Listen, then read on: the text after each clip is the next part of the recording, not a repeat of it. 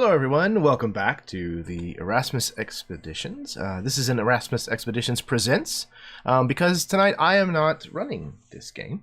We are back for session number 2 of A Willow Weeps, that is helmed by our sexy DM Baron on the other side of the screen, who I will pass things to here in just a moment.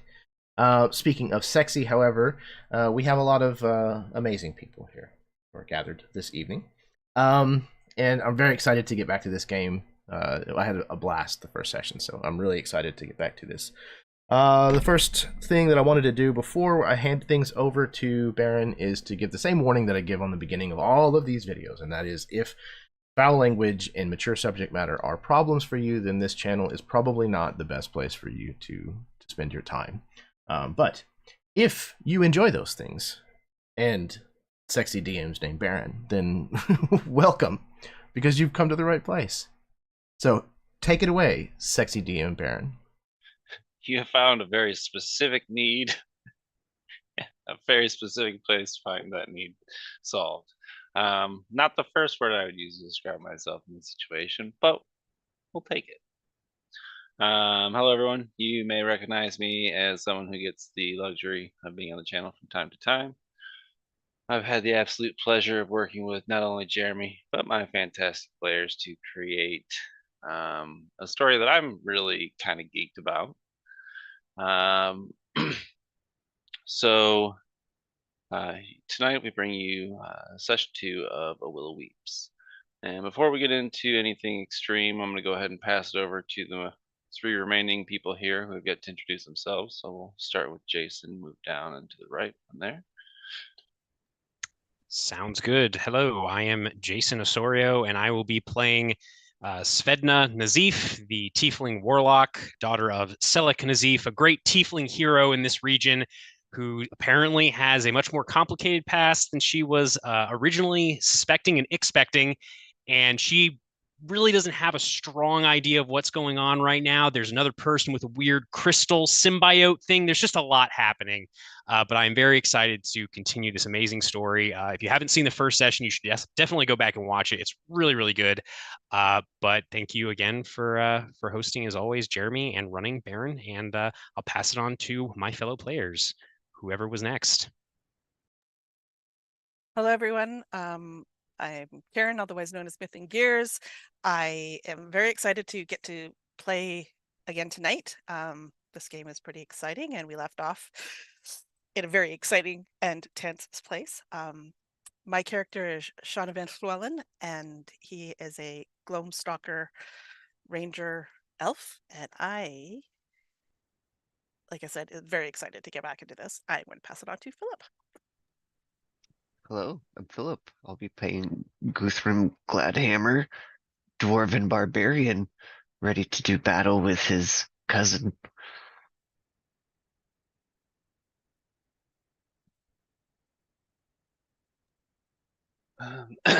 Exciting. I'm here for that. We start this evening as 2 swinging doors kind of like burst open. The old herald walks into the inn, the rowdy logger, which usually picks up to full steam once the sun goes down and people stop with their duties for the day. The cacophonous noise and cheerful warmth kind of rolls out of this doorway. And the once shadowed interior that we found ourselves in earlier has been brightened with lamps kind of posted around the room. The herald moves across the room to the fireplace where the ashes were freshly cleaned and logs kind of sit now on the bare flagstones with some tinder lit beneath them. He takes out his pipe, puts in a fresh pinch of tobacco. He looks across the room to Remy, a balding man who's hanging out behind the counter. He kind of nods and winks, and Remy, a flagon in hand, walks over and gives it to the herald. As their hands kind of touch for a moment, we see a small slip of paper handed over to the herald, whom manages to make it disappear up a sleeve or behind a button, if you will, as he takes a long drag of this ale. He kind of takes the flagon away, the frothy bubbles still in his mustache. He wipes his face on a sleeve, lights his pipe, and begins again. But it was with those stones placed so closely together that this land saw what we know to be its dawn.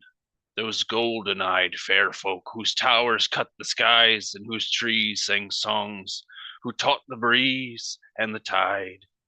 These massive trees, unlike any other, growing to the very skies themselves. And with this dawn the hills heard music, and animals told stories to the stones, and the stones listened. It was within the brightness of fair creation that shadows first formed, and to make homes for those who hid in the darkness. And as the fair folk, he's kind of accenting like all these kind of sentence periods with the end of his pipe. The fair folk built higher and higher, and the shadows grew longer and longer. Friend turned their back on friend, mother cared not for her child, and springs ran dry and the breeze fell. As there is a dawn, there must also be the setting of the sun.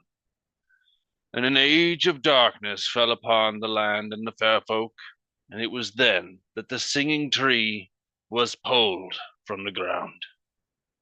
Hearths went cold, and the last music was played. At this point, he has taken a second to light his pipe, the smoke mixing with the cloud above. He closes his right eye and kind of stares wildly at the crowd, dramatic flare in his voice ending with the tree being ripped from the ground. He takes another drink of ale. Dark beasts began to roam the land. Curses fell upon houses, and war consumed us. A fell entity known as the Headless One rose to power, they say, and through his guidance many fell to the path of hatred. A chain of killing and darkness that lasted many moons, until a champion with eyes of gold sealed the great evil beneath the land. Unable to kill the Headless One, for he was already dead, the champion had bound him with seals to keep him from wreaking havoc ever again.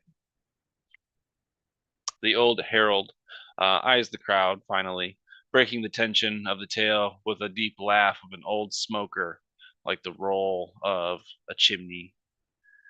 We fall backwards behind him, out the door, back out into the twilight of the early evening, and we're rapidly pulled into the trees, this tunnel kind of forming above us.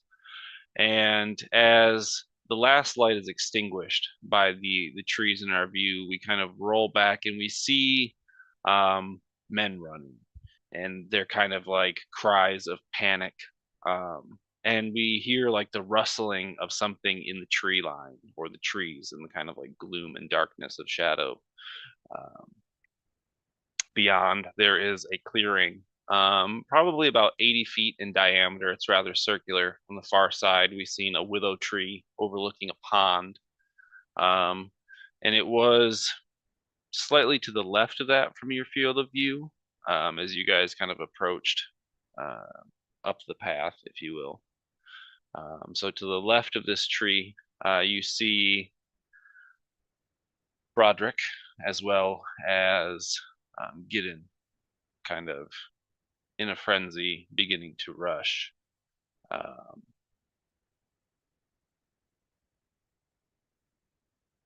are you all doing?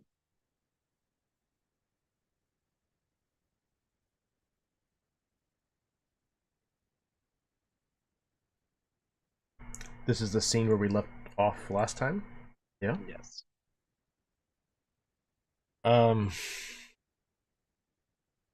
I think Alistair is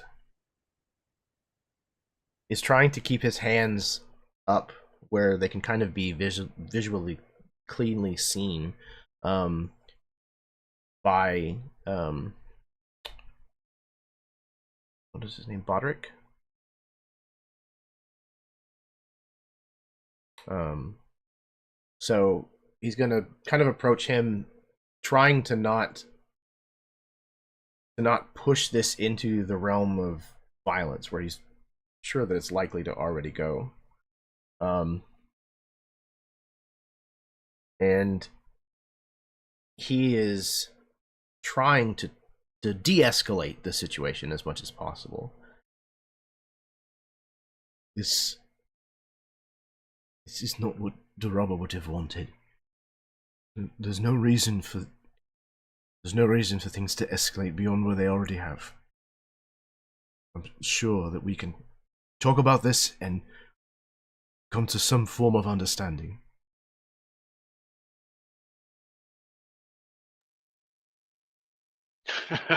It's too late. He's already started his transformation. All we can do now is hope he doesn't kill us all. Ha ha! And if you recall, Broderick is probably about 3/4, if not the final stages of his bestial transformation. So are we trying to kill these people, or who even are these people? You all seem to know each other. I have no idea who they are, and that one's transforming. And I think can Svedna, from where she's standing in front of the trees, the sort of her wings outspread, can she see that Alistair doesn't have any kind of like protective gear or weapons or anything on his person in this moment? Yes, but roll a perception check to see. I shall. Your greater surroundings. It's dark, by the way. I don't know if you guys have dark vision. Yeah, tieflings have dark vision. I think actually we all would except Alistair. Hey, so we're off to a better start. That is a 12. However, I have a -2 to perception, so that's a 10. See, no, it's not actually better because you said you're not going to roll higher than a 10. See? So we are sticking to that. I was punished for my hubris. You flew too close to the sun, dice god, Icarus. But yeah, so with a 10, would you be able to see that he's kind of holding his hands up, but he doesn't have like anything on his person that looks like a weapon or armor from where she's at? I think more or less you're surprised it didn't get your attention sooner. True. She's probably too busy being dragged around by Shonabin. Right. So bossy. So bossy. You also see further up in the tree line, kind of beyond Gideon and Bestial Broderick, you see kind of like light catching something reflective.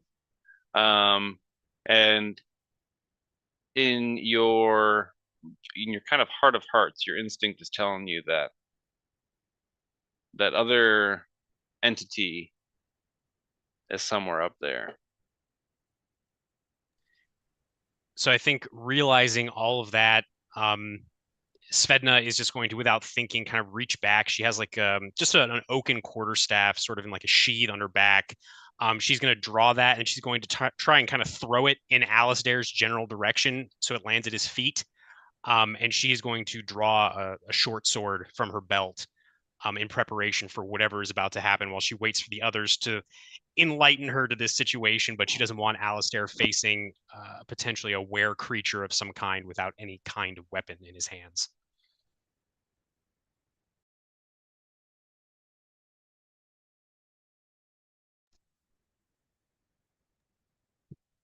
Guthrum will call out, "Cousin, there's still hope. Don't work for Blackthorn.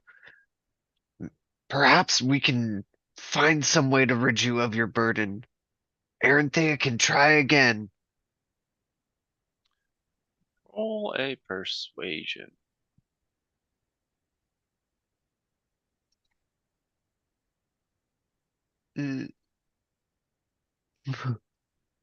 I rolled a nat 1. Broderick kind of like topples over, almost like grasping his head in like a large furry mass on the ground. Sean, you have Aranthea slightly behind you. Yeah, I've been protecting her with my own body. if anything, trying to get her to move away.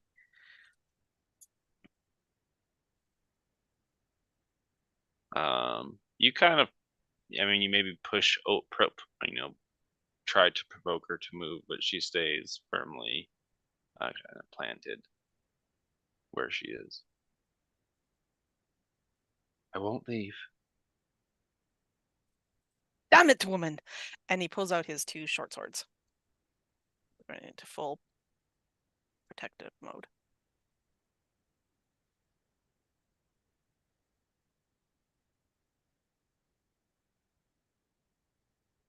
The creature that is doubled over raises its head.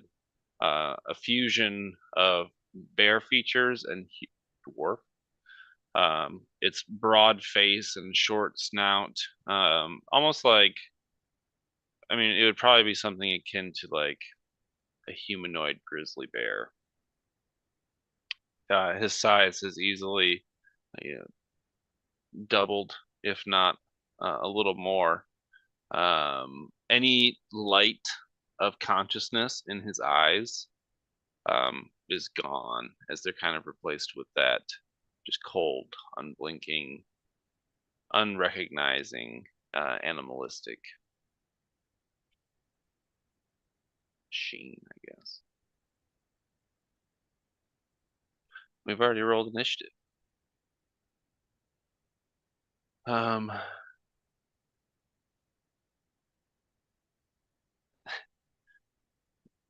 The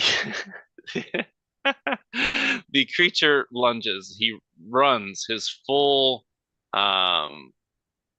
He's actually gonna dash. You guys are about, like I said, 80 feet away from each other. Probably a little less. I would say probably closer to 75 as they had come into the clearing. And he's got a movement of 30 feet. So he is going to, actually it's 40 feet. He's going to dash, and he is just going to try and barrel into you, Guthrum. I'm not going to necessarily do it as much as of an attack. He's just going to try and knock you prone. So I need a strength saving throw versus his 14. The sheer ferocity as he hits you just like mid chest, it immediately knocks you to your back, the air rushing from your lungs.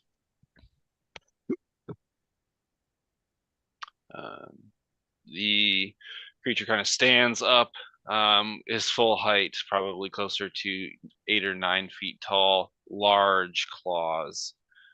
He stands above you, Guthrum. Broderick, no, I'm sorry. It's Sean's turn.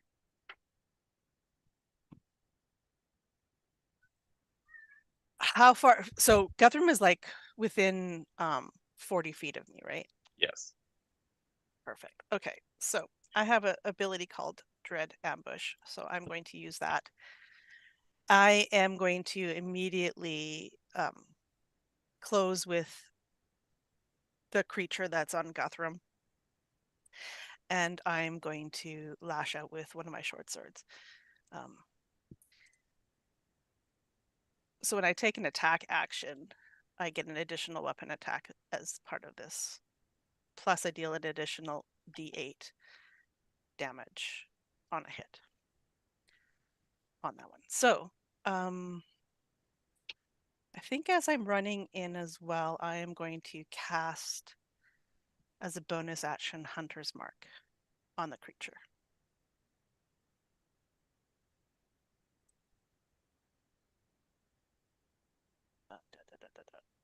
Six. Okay, so now I'm going to try to hit with the short sword.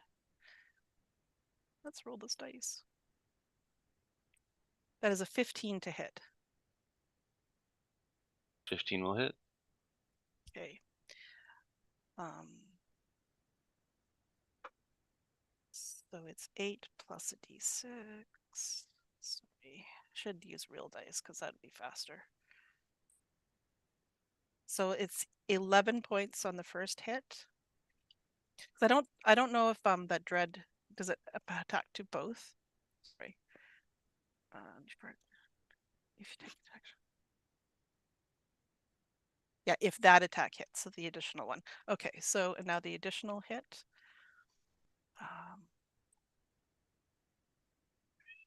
Oh, is a nat 20. Nice. Oh. Ooh.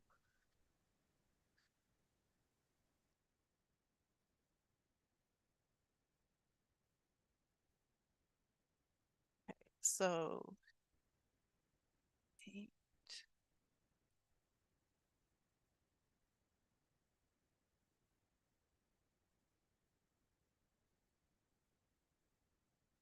So for the additional dice, are those also like roll twice for them, or are they just one and odd add-on? How are you doing this? Go big or go home, I guess. Great.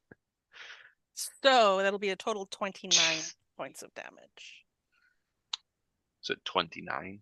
Yeah. Well, I was wondering how this encounter was going to go. Oh no. Oops. So I think it's so Shanovan is just running in. He just sees this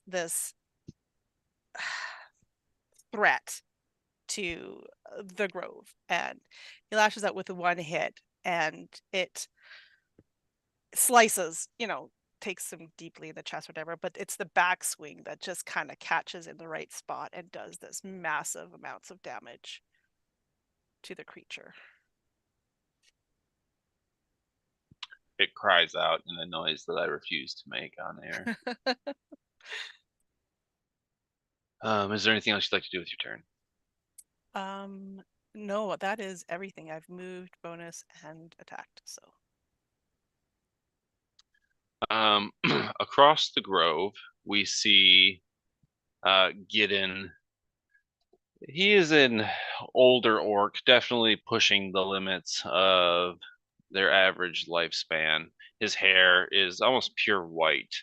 What's left of it hangs in like loose strands. He has definitely avoided clean robes for the better part of some time. It's the old robes of Anek that you're used to him wearing, but they're just destroyed, just ruined, stained, ripped, torn, and re-sewn in places. But instead of his usual sigil, a profane-looking kind of icon made of twig and what looks to be sinew hangs about his chest, and he kind of removes it and holds it above his head, and it glows with a baleful green light. And the cries of the lumberjacks in the woods as they had run kind of calls out as whatever is out there, they are now seeming to strike. Oh yeah, and they are a striking. Kind of in the cover of the darkness, you hear cries, ah, ah, cut short in multiple places.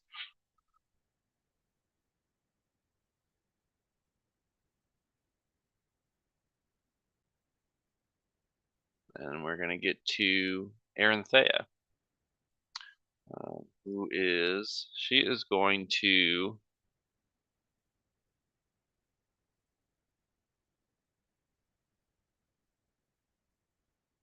what is your AC, Sean? 15.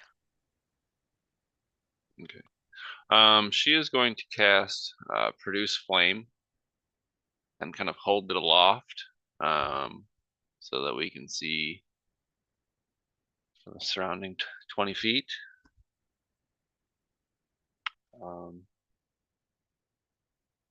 It's not much, but I hope it'll be enough. And that brings us to Guthrum. You are prone. This creature standing above Sean, you. don't kill him. Massive wounds. I will use my movement to stand up. Can I just stand up Yeah, you freely? can stand.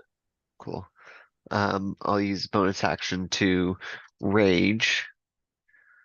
And I will grab my warhammer with two hands. So,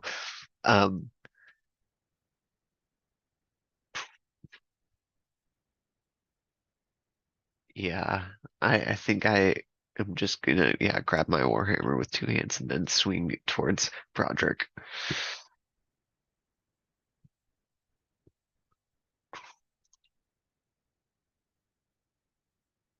12. 12 total will not hit. So you stand. You know what? You tell me how this attack fails.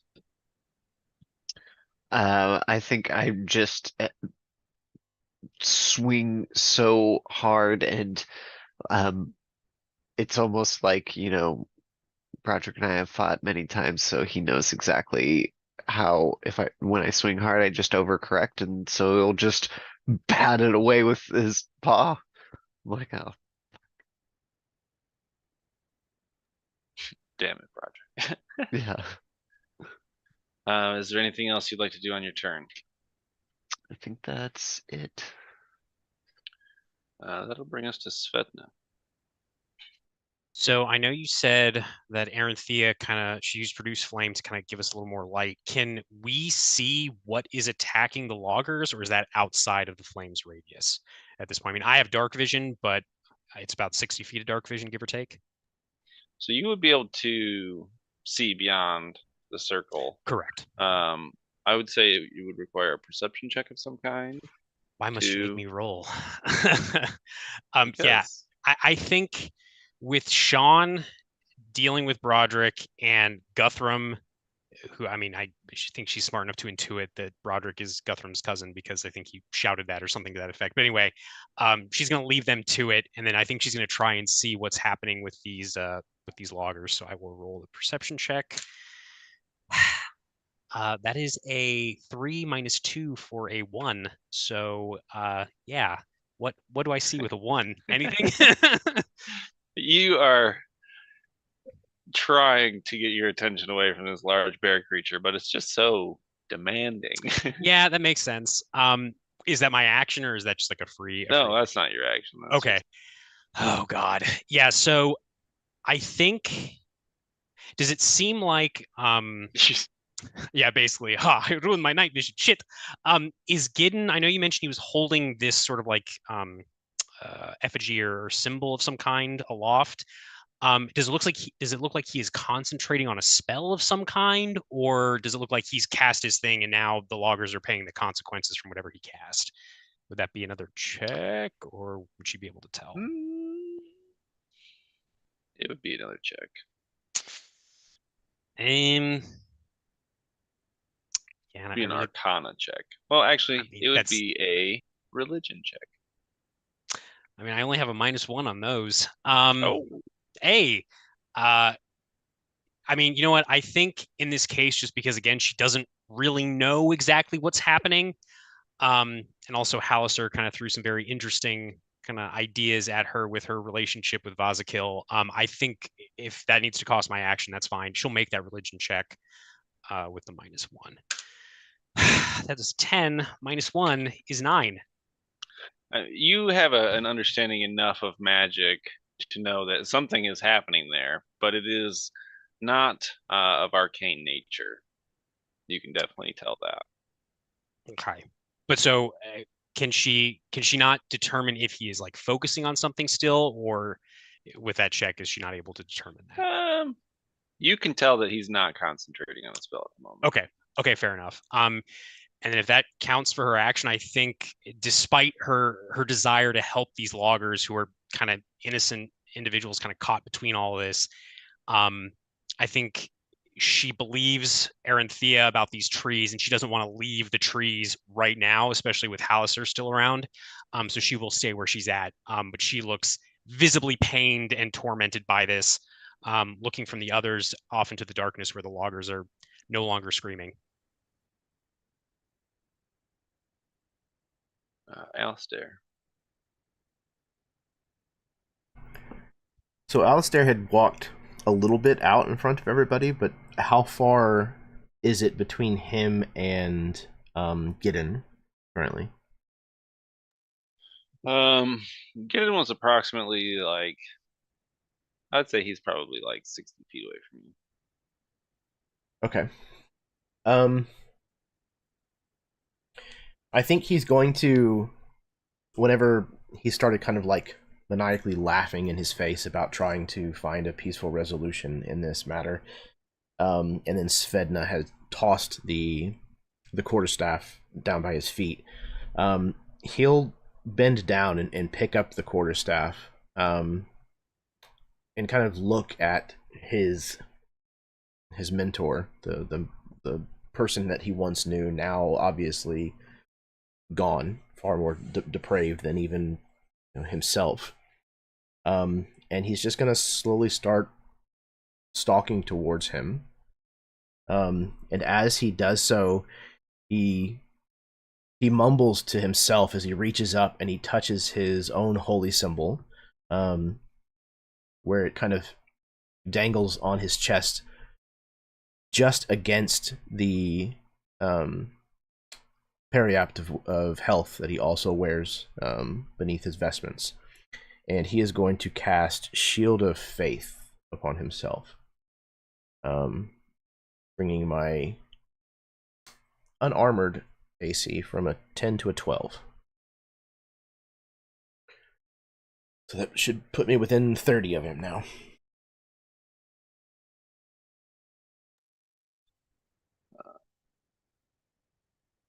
The were creature that looms above you, Guthrum, like you said, he knows your movements. He kind of catches your blow. As he kind of holds the hammer before letting go, you are close enough to see his wounds. They quickly stop bleeding, especially wounds that looked as savage as Shonovan's. Just, dreadful strikes. He was looming over you, like the blood dripping down his fur, kind of definitely got upon you, but you quickly noticed that it's stopped. The attention moves from you and narrows its gaze upon Shonovan. 1 second. He's gonna make 2 attacks, one with a claw and one with a bite. Claw. Well, 22, I imagine, hits, and the bite is significantly less, is a 10. Imagine that does not hit. And does not know. So the claw is going to do 12 points of slashing damage. And I think it's really just like, he was standing atop, he catches the hammer, he looks at you, Sean, and just kind of like smashes. It's not even so much a slashing through sharpness as it is just tearing force.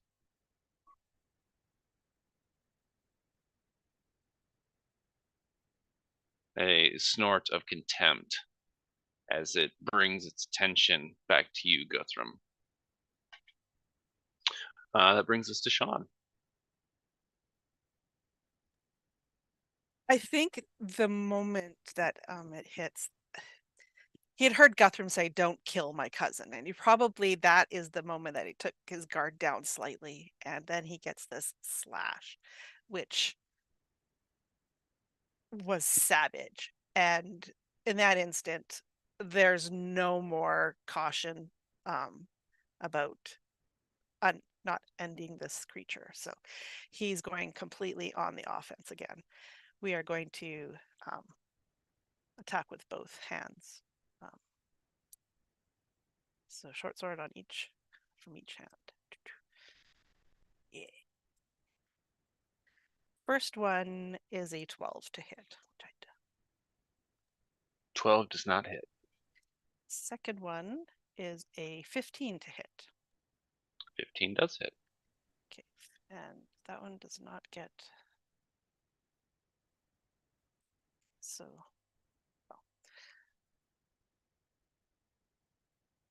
it doesn't have that extra 4. So it's 2 points on that plus the hunter's mark. So 5 points. That is it.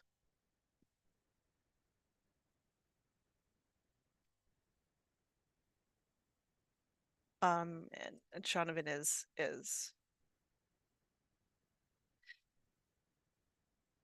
he's a little concerned, obviously, because the attacks didn't damage this creature like he's hoping, but he is fast in his determination to stay there and protect Aranthea.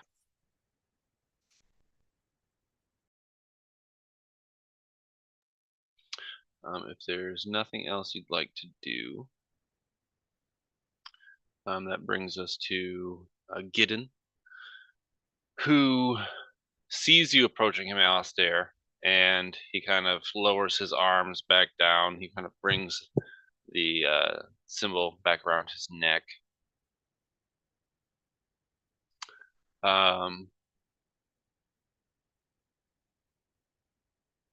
He is going to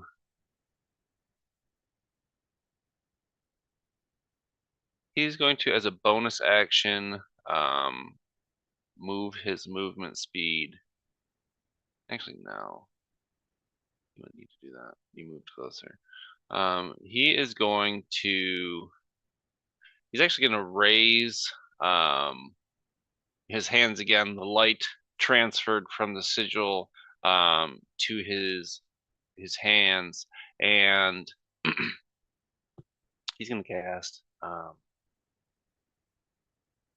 Chill Touch.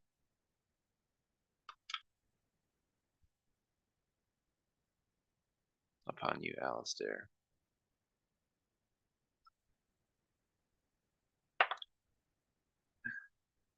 Does a 9 hit? It does not. Thankfully. You see him kind of reach out at you, this light kind of dispersing. Tell me how you managed to ward off the effects of his spell.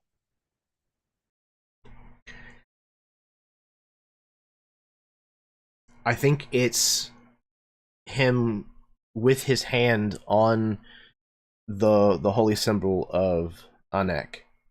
He is just kind of clutching this thing less as a defensive measure for himself, but more out of sadness that his friend has been this far corrupted, that he has forsaken the god that he knows once meant so much to him in favor of whatever abomination he now serves.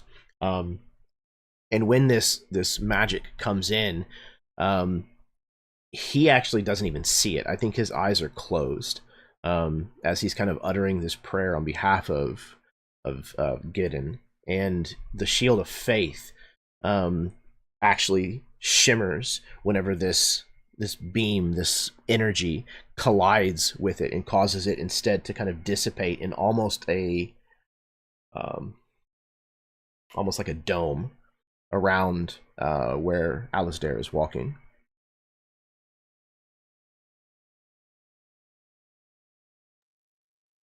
You see as his energy hits this dome around you, there's almost like a recoil, and you see him like and like grasp at his chest. "You fool," he says through gritted teeth.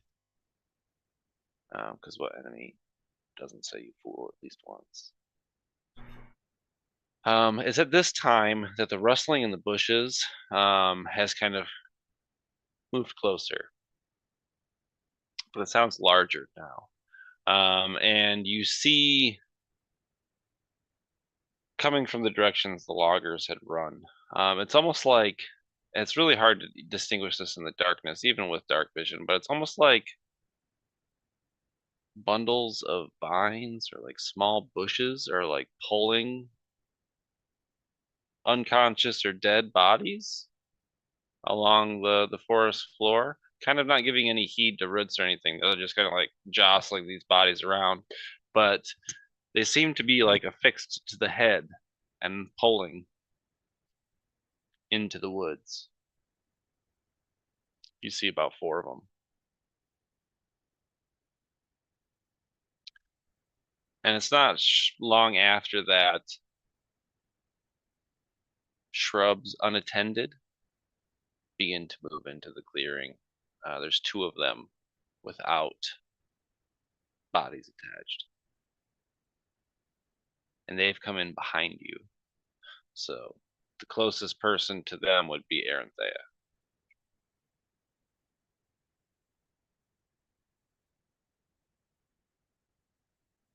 And that brings us to Aranthea. Shonoban! From behind! She is not completely helpless. And she is actually going to throw the produce flame at one of these creatures. Fucking nat 20. The ball of fire, which kind of illuminated the air around you, it kind of extinguishes for a moment, kind of leaving us in the dark. And it's almost like turning the light switch off and then immediately back on, as she now has her hand in the air, the ball of flame, much larger, unwieldy, chaotic, and she throws it, and it smokes into one of these unattended plant creatures, which writhes out and cries in pain as it is engulfed in fire.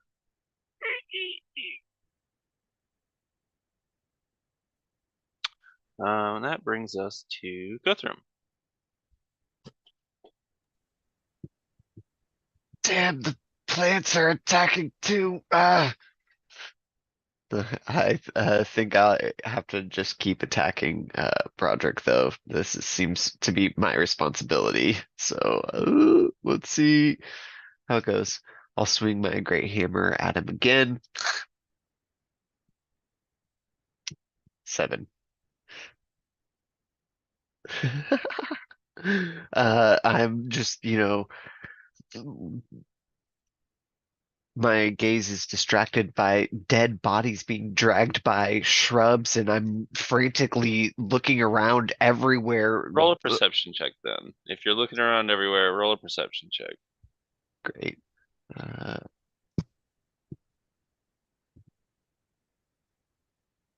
18. So this is where your attention is. You notice, obviously, these creatures pulling. You can tell that they are not dead. You see at least a few of them almost wince or react in pain. And you swear you almost hear like muffled cries, but they're Someone not. free those loggers! What's worse is you feel like this is your work detail. This is like your coworkers that you're usually with. You just had a day off.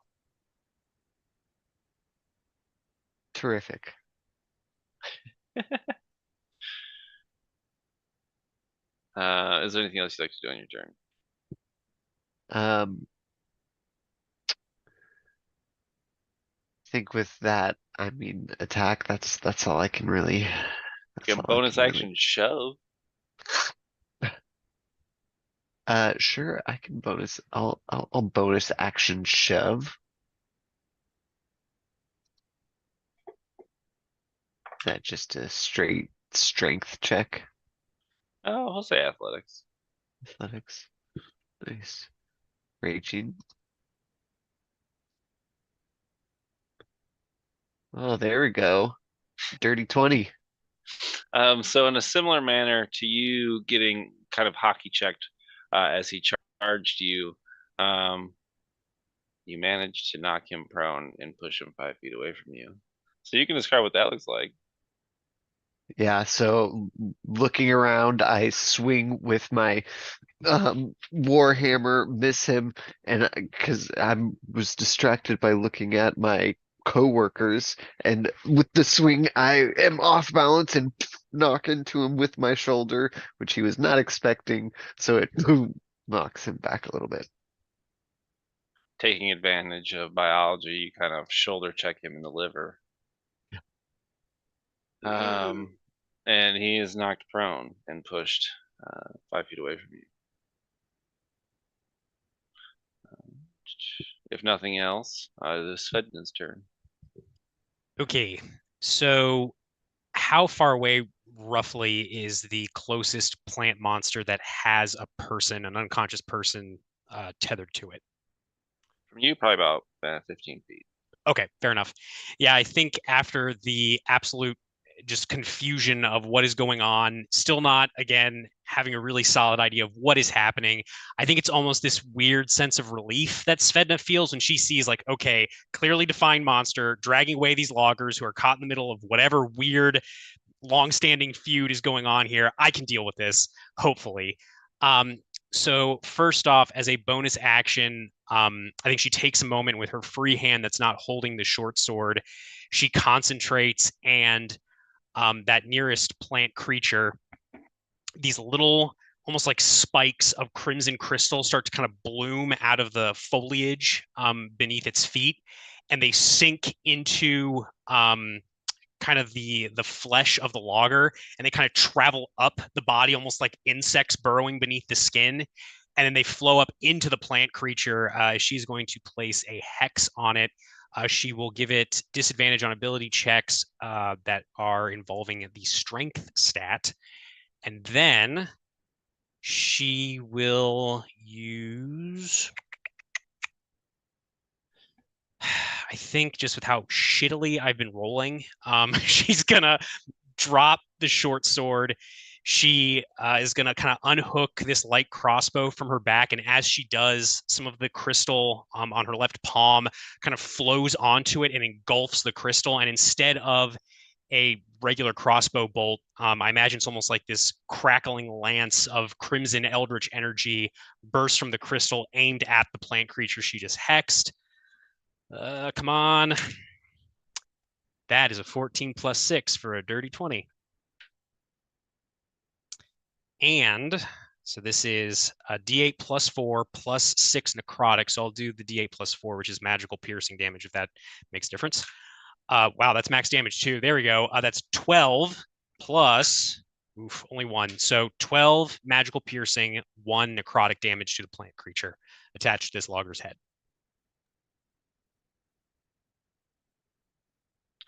You killed it. Hey, what happens to the logger?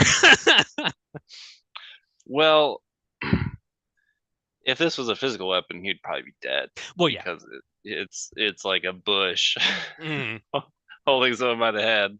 But I think that the growths kind of protruding almost are like ice within this, and they just cause the skin to rupture, and you just see within this kind of like almost like sugar candy, like the rock candy that you can grow. How it's just like this residual crust left over from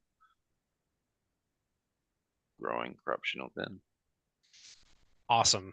And I think the logger, you're actually able to quickly identify that there is like a piece of this root down his throat, and he's like,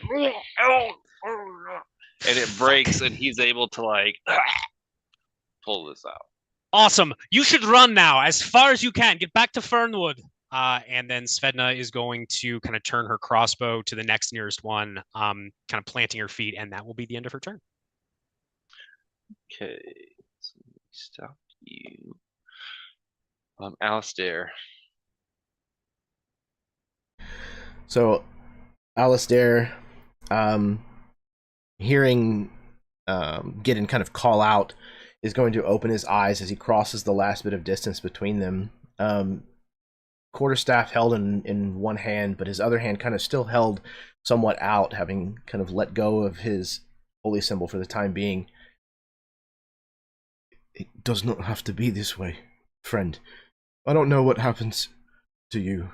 It's been so long since we've seen one another, but this cannot be the way.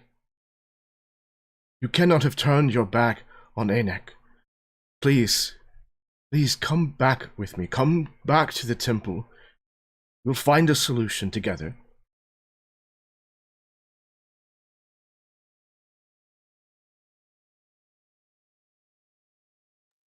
He kind of like straightens his back after being kind of hunched over. He still holds one hand to his chest.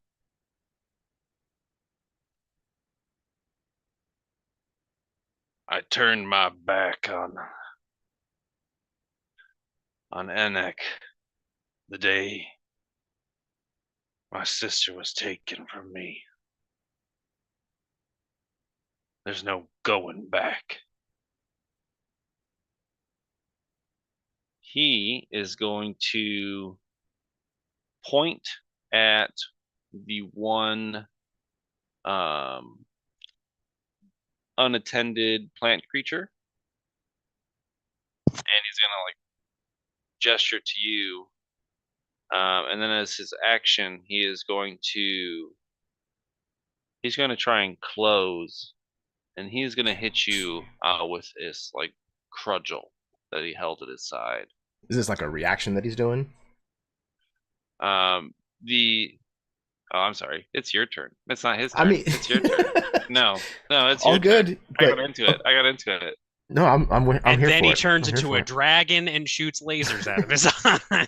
And he stomps and poo-poos. I will say it was a reaction for the. It's like an additional part of his experience. Absolutely. So but, what is it doing to me? It's shooting something at me, or is trying to grab a hold of me? He just gave it an instruction. Oh, okay. He's just calling it forth. Okay. When that becomes clear, Alistair is going to kind of exhale with resignation, his head kind of dropping for a second, and when he pulls his head back up again, his expression is completely different. He now has like an expression of resolution, kind of a sad resolution. He says, "Very well, friend. If that is what it must be. Very well." And he's going to close the remaining distance until they're closed, and he's going to reach his free hand out towards Gideon. He does a 12 hit Gideon. 12 is what you need. 12 is what? A 12 is what you need. Okay.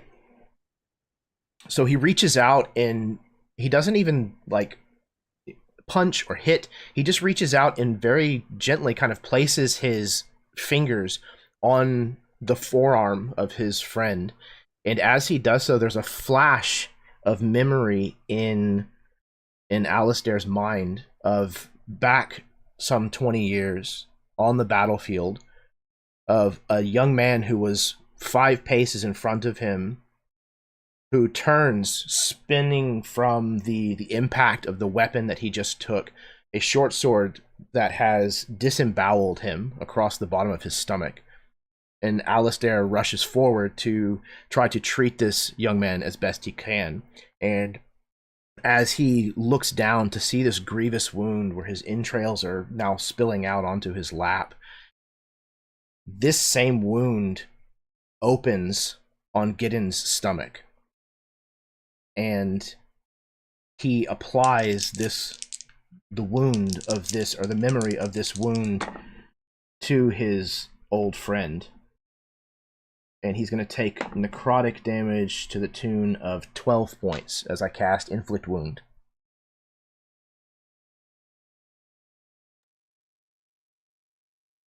Brutal.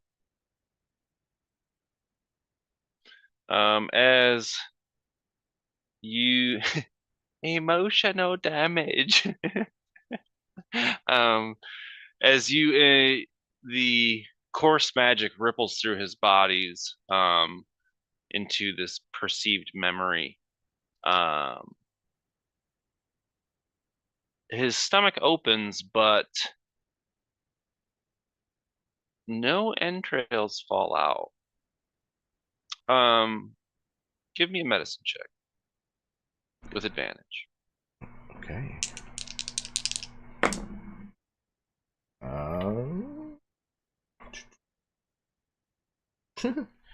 Not great. Let's see. An 11 total. He almost seems like a scarecrow. Like, you touched his arm and he like really wasn't that rigid. Like, there is like you think about it, like there's like an unhealthy amount of give to his arm when you grabbed it. Yeah, he kind of pulls his hand back, recoiling as much from the memory that he just had to relive as the sudden realization that things are not exactly right with Gideon. What has happened to you? He just frowns. If nothing else, that brings us back to the top of the round with Bear Creature.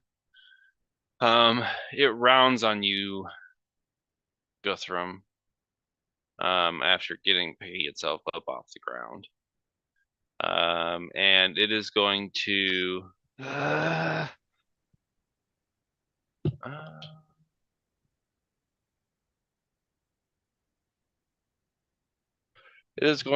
make another swipe at Sean. Sean, you're still close by because you just attacked me, correct? Yeah, I'm still there. I was hoping to get away, but he got back up. So yeah, that is that's what happens. Sean, you are close enough to see that some of the wounds, yet again inflicted, are quick to stop bleeding.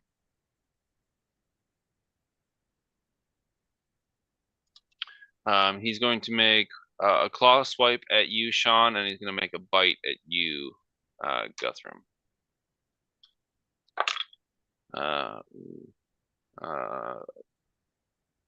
23 to hit you, Sean, and a 21 to hit you, Guthrum. For sure. Sean, you take 12 points of slashing damage. And Guthrum, you take, oh God, 16 points of piercing damage, reduced by half because you're raging. Great. Thanks. It roars. I don't think bears really like. Yeah, they do kind of roar. I don't know if you call it a roar, but they do. They're loud. Growl. Yeah. You'd call it a roar if you were standing right fucking in front of it. For sure. Spittle flying from the teeth. Yeah, that's a roar. Terrifying. It screams in your face, pretty much, in a raged frenzy. Sean. So the first thing Sean is like, he is pissed. Guthrum, he's like, God damn it, he's trying. And you can see he is bleeding heavily. There's a slash across his chest. There's a slash across his stomach. Blood is dripping from both hands, like down his hands onto the ground. He is barely upright, but he is attacking this creature that's about to end him. So let's go for this. Oh, That's a 1 for a total of it's a nat 1 on the first hit. That will miss. Okay. Offhand. Oh, that's another 1. He is too weak to even hold his freaking swords. He's just like, ugh, ugh.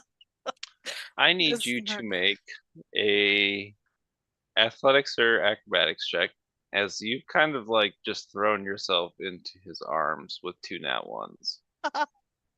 Oh my god. Okay, this is acrobatics because we're gonna look good doing it. 16. Okay. So you just kind of like drop. He's about to like cinch in on you, and you just like and drop. And I think the words as I'm dropping is like just a bare whisper. You can just hear Arenthia. As he That falls brings to his us knee. to Gideon. Um,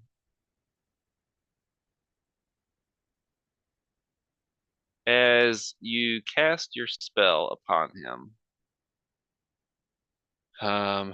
like I said, it does not feel right.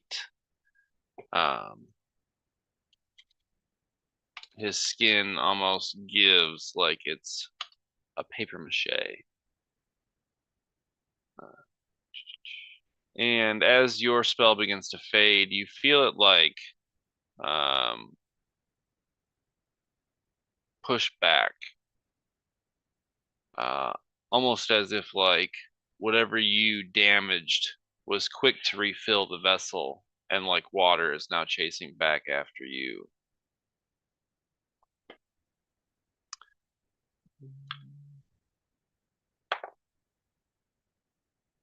I rolled an 11 on the die. Spellcasting modifiers +4. As this happens, you're able to get a clear view of his chest as he's kind of like pulling away from you. And in the space of his chest here, it's hollow. And you see that there is like it's like a type of grass, maybe like a poppy, or almost like even a weed flower. It's like this plant that would be grown locally, but you are aware that in like Anak paganism, this is symbolic of the immortal soul, and this profane ritual has essentially Gideon has denied himself an afterlife.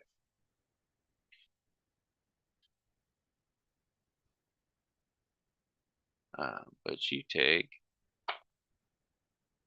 15 points of necrotic damage.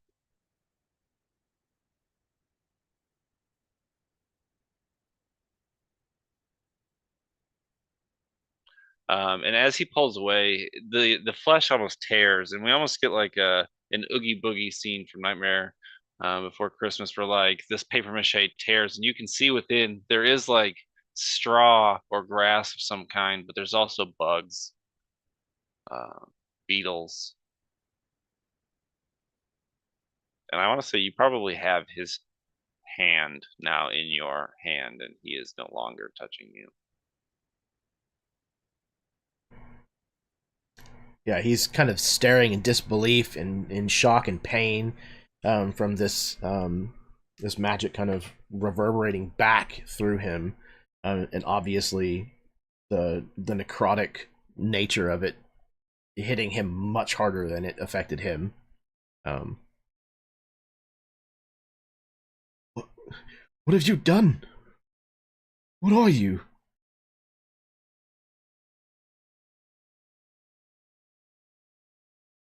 You muted.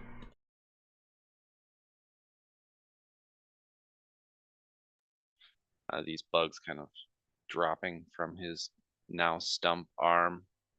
You see jerking away has kind of torn him in multiple places. Now these critters kind of like escape. in various fashions.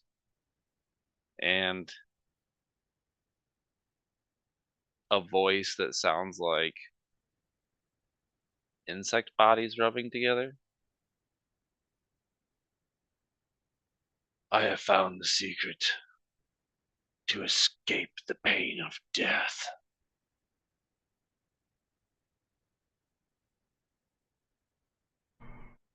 Life and death, they're natural cycles.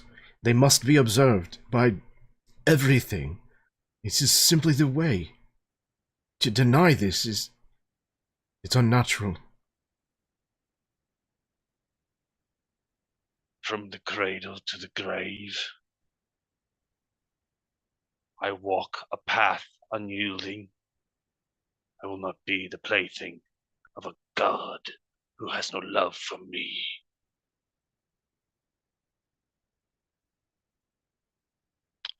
He's backing away from you. Do I get a swing? Yes. All right. I will take it with this quarterstaff. Oh, strength based. I think I'm proficient with quarterstaffs. Should be. Stick. We'll give it to you. So that's a 3 added to that for 14. 14 is above what you need. Okay. One-handed. D6 plus 1.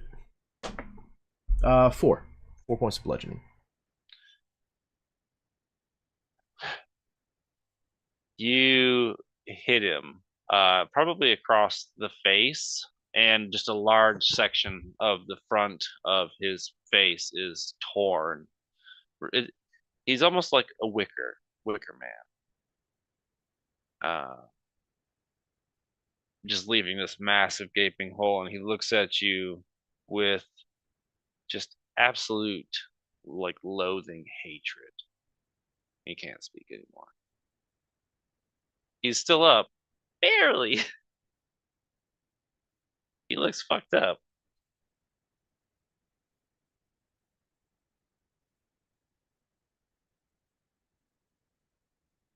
That brings us to the twig's turn.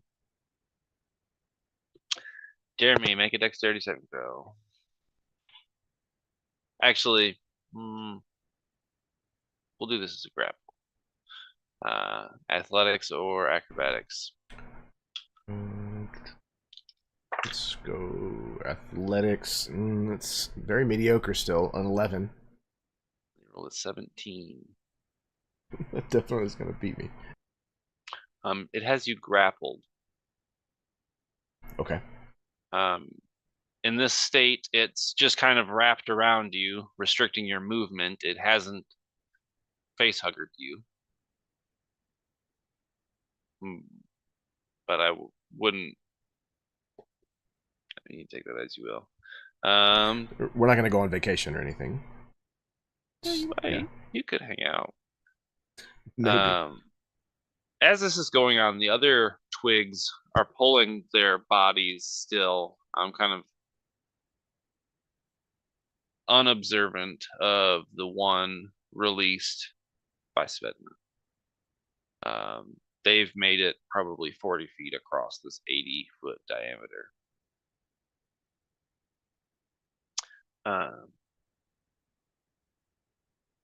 That brings us to Aranthea. She's going to cast Healing Word on Sean.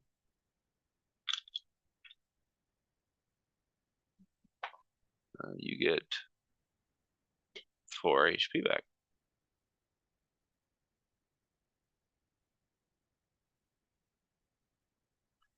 And then she is going to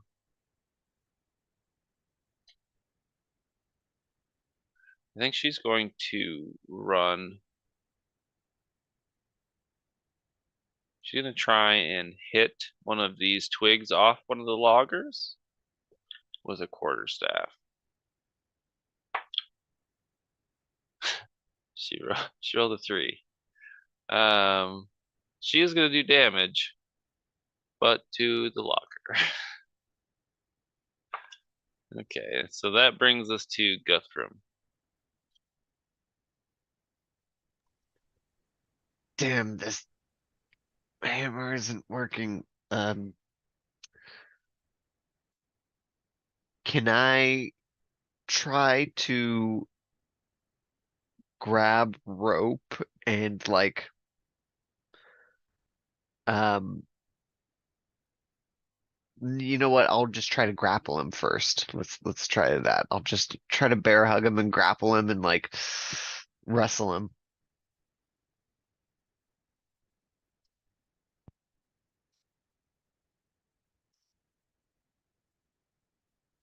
Oh, nat 20.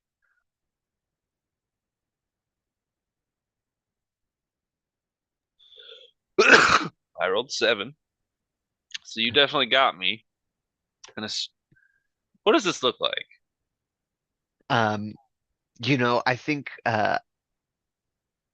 I feint so that I use his weight against him as I'm much smaller than him. So even in my rage, I'm able to like judo roll him and basically like get onto his back and try to lock out, one of his arms or something like that. It's in your ancestral fury that you find the strength. Maybe if Marduk himself in fighting the beast that plagues your bloodline. Yeah, I am roaring like a bear, and you see my features also look bear-like as we're tussling. If there's nothing else, it's Svedna. Oh man, this is just all sorts of wild. Okay, so how many? I think is it 3 more plant creatures still have loggers, correct? Okay, and I know Aranthea is accidentally bludgeoning a logger. Alistair is currently being grappled by a plant creature. I think in this moment, Svedna feels torn, and I think she remembers something her father told her about this idea that he was sort of trying to spread after the family had moved to the general vicinity of the Rotwood and he had started his heroics.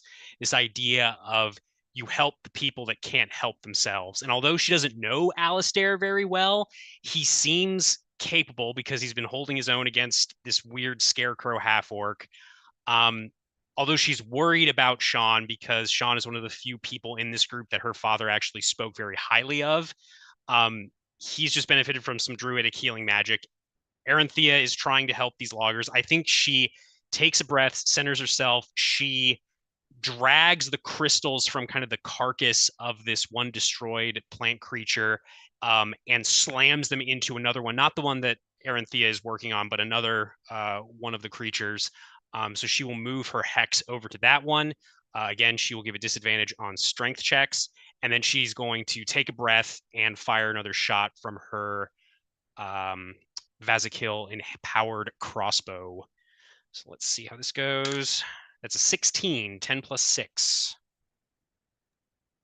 Oh, yeah. Okay. Not bad. That is 9 points of magical piercing damage and then an additional 3 points of necrotic damage for a total of 12. You kill it. Awesome. Yeah, I think she kind of lets out this nervous like, woo! And then she stops because she realizes this situation is still terrible in so many different ways. But she's already turning her attention to the next creature. And she'll stay planted in front of the trees with her wings spread where she's at. And that'll be it. Alistair. So Alistair is going to, I guess, try to break this grapple. Although, I don't know that he's got the strength to pull it off. Although he can do athletics, so...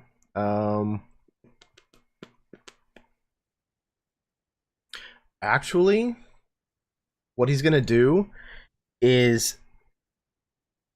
I think this thing has wrapped around him and has kind of spun him about, so now he's kind of aware of what's going on the rest of this clearing, kind of what was behind him.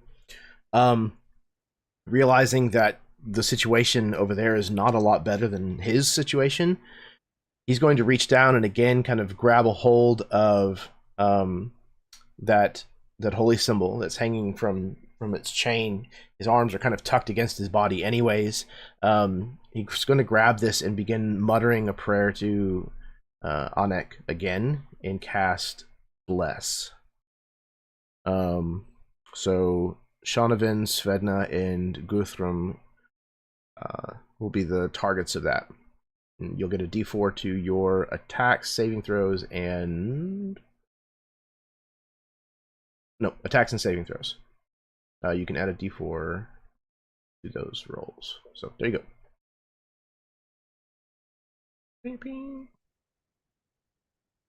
Thank you. Is there anything else? Alistair. Anything else you'd like to do with your turn? That is an action. I don't know that I have bonus action.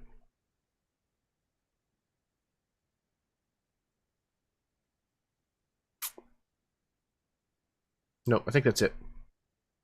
All right. Top of the round, we find ourselves with the creature again. Currently grappled and unable to move. He can still attack you. He just can't move. So he's gonna make 2 attacks against you, Guthrum. Slash and a bite. First one's actually I rolled dirty 20 and a 19. Definitely hit.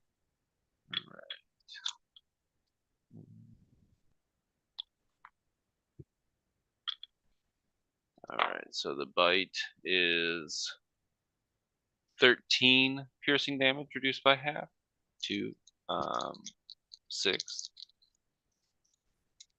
And the slash is 10 slashing reduced to 5.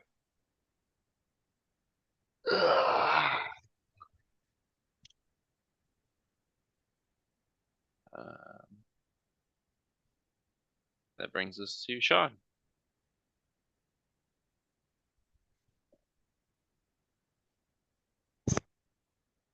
Seeing that Guthrum is finally like kind of taking care of this battle, he's in it now. Finally, Sean's going to give him aid by attacking in its back while they're grappling. We're going to fight dirty because that's what we need to do right now.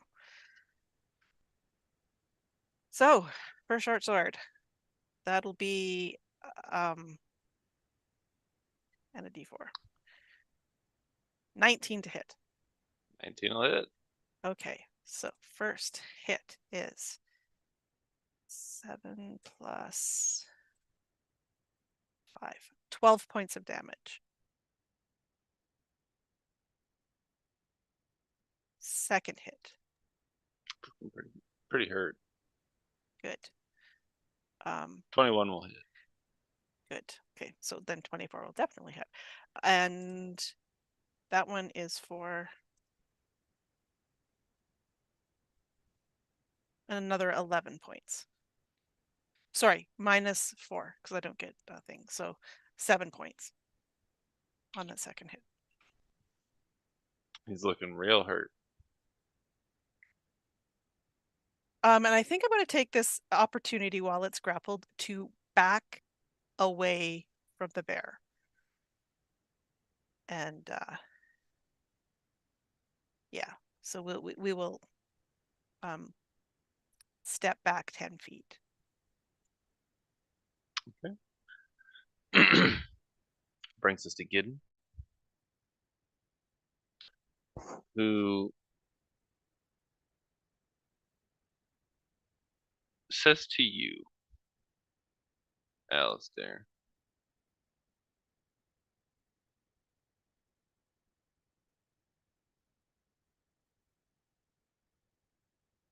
you will see.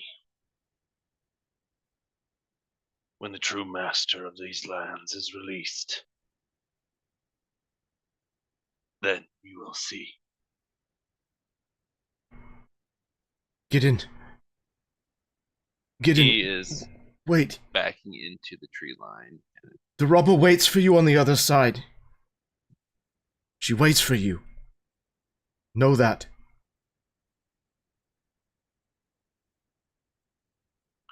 His eyes, like candlelight, move backward and then disappear. I need everyone to make a wisdom saving throw. Actually, no, this is charisma saving throw.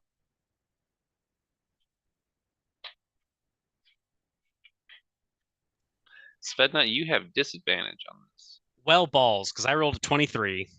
Not anymore. That was a natural 20, so I'll take the 23. Finally! As this isn't a a charm thing, is it? no, this is a scream, unlike any you have ever heard, like nails on a chalkboard or static in an aggressive agree, just raked across your brains. You're not entirely sure if this sound is even audible or if you just feel it in your psyche, as you are afflicted by a psychic scream. You you all take 4 points of psychic damage, unless you actually you don't even get your save. So let's everyone saves. You all just take the damage. How about that? Wait a second, I rolled a 23. I'm kidding. So is that half damage if we succeed? If you succeed, you don't take it. Okay, cool. 14. We were looking for 15. I'm really assuming a 3 didn't pass, so I'm just going to take the damage. You take 4 points of damage. Yeah, I got a 2 total, so I already wrote it down on my sheet. Feeling the pain. All right. Svedna, you see conflict. You're seeing like heat you feel like the heat under your collar of something in like a fury. Just further into the woods, a battle of wills. But that brings us to the twigs.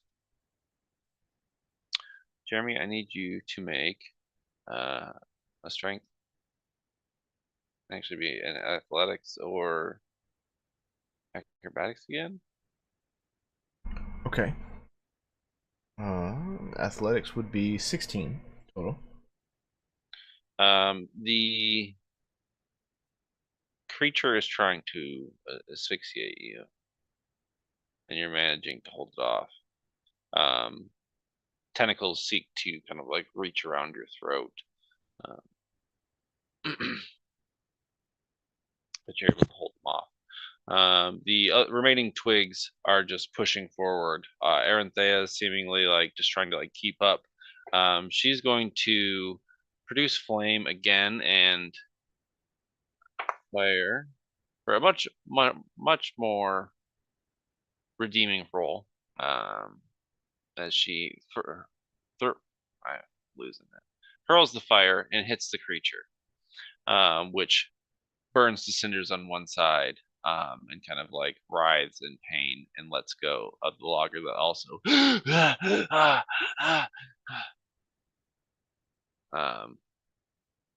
the two remaining that have hostages are moving into the tree line beyond. Go through them. Broderick is hurt. Broderick is hurt. He looks real hurt. Yeah. Okay. So, I guess I will try to attack him. But I think I really, at this point, if I'm grappling him, kinda only have an unarmed strike. Yeah, a headbutt. That's great. Or I want to try to like dig my fingers into his nostrils and like rip it back so that he's still. I'll just keep trying to.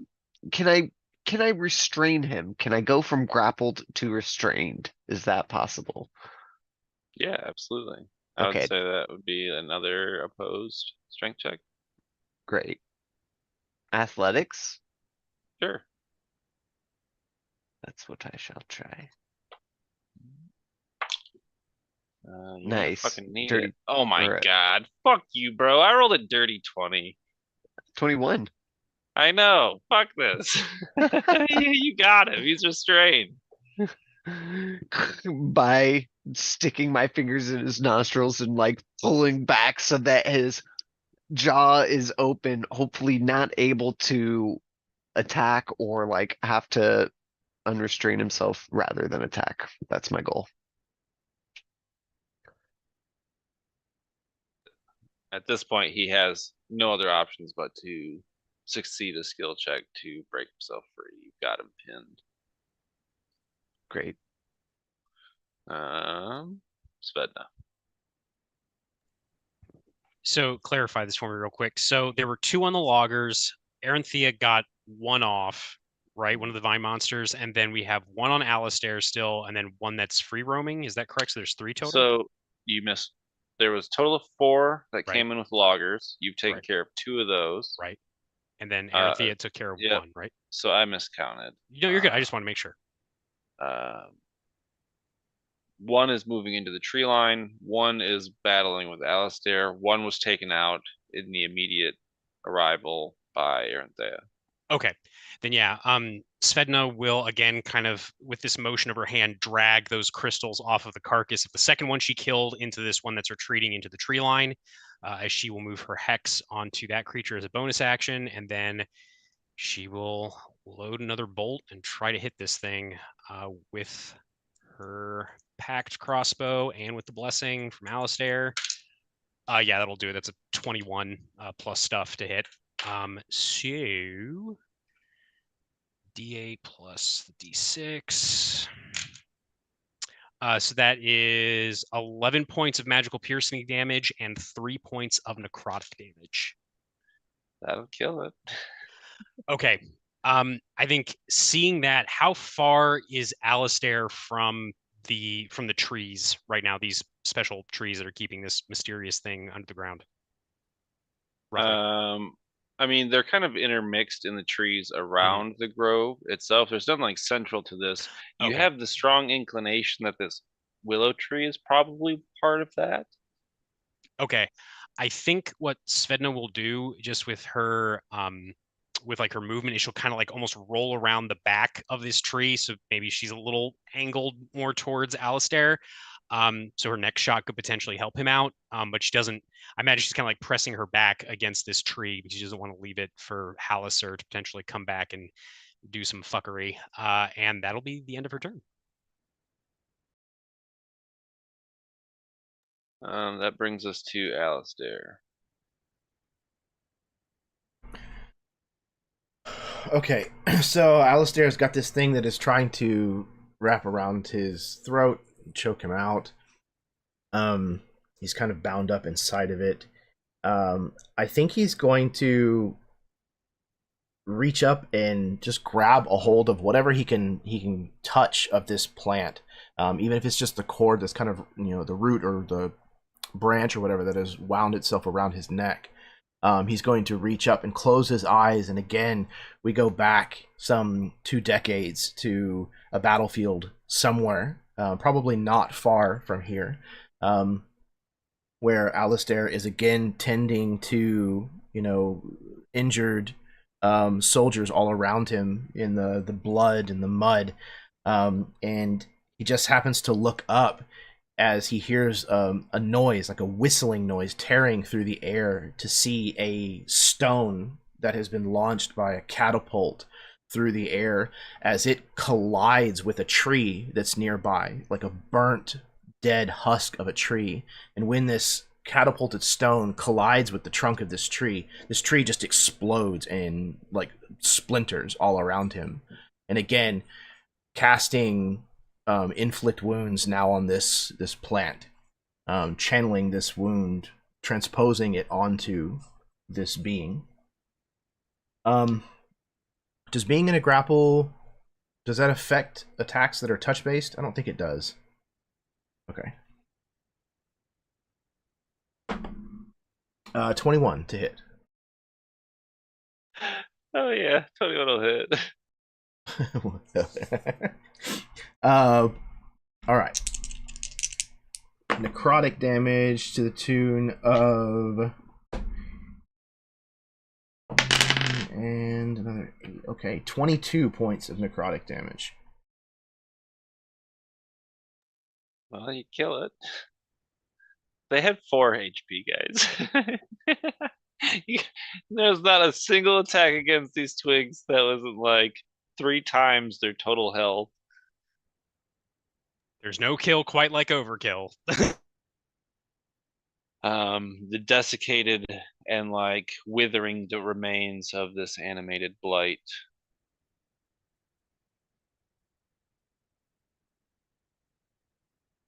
You're able to cast it off you. He tears apart the dried, desiccated parts of this kind of off of him, and trembling and shaking, he turns back to where the others are still kind of fighting, and he starts to make his way back across the clearing, moving basically 30 feet to wherever the trouble still exists. That is going to bring us to Broderick, who is restrained. He's going to try and break free. So I need you to make a strength, athletics check. Go through. Oh, for fuck's sake. 14. I rolled a 9. Fantastic. My fingers slip and my thumbs stick into his eyes.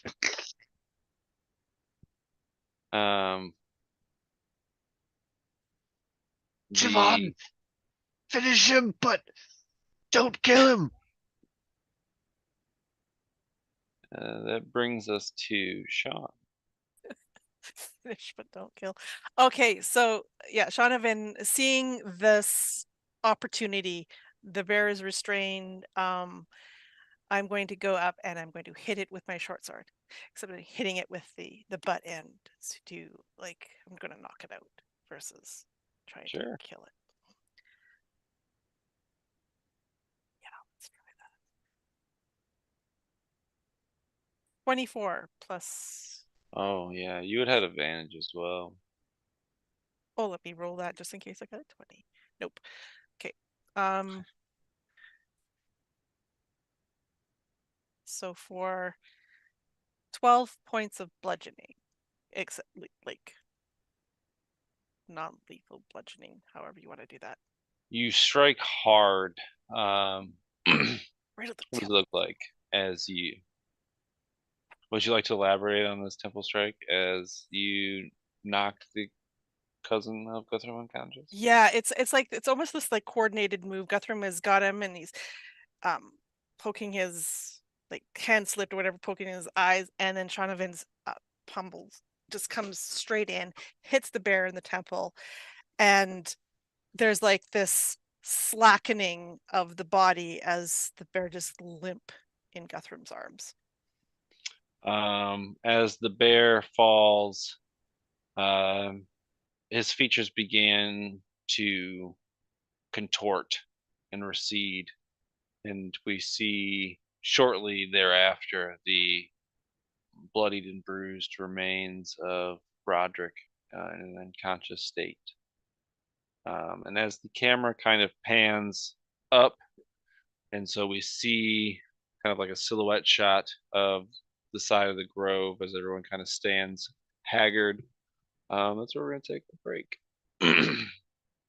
Well, meet back here in about 10 minutes where we can finish out the session with whatever we're going to do next. But until then.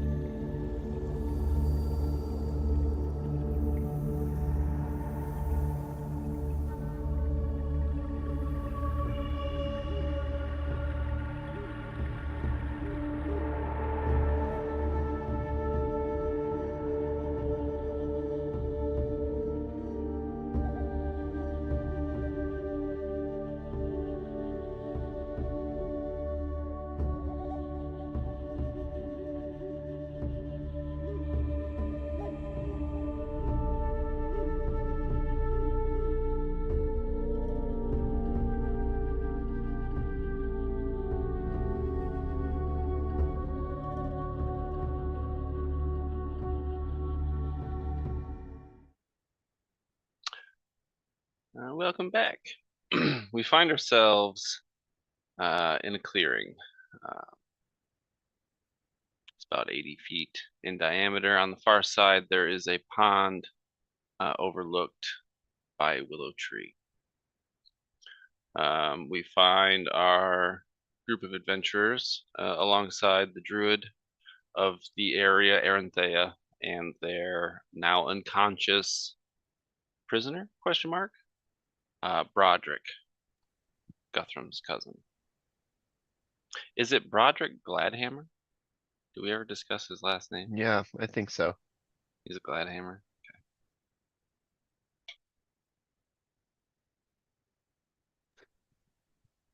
Okay. What are you guys doing?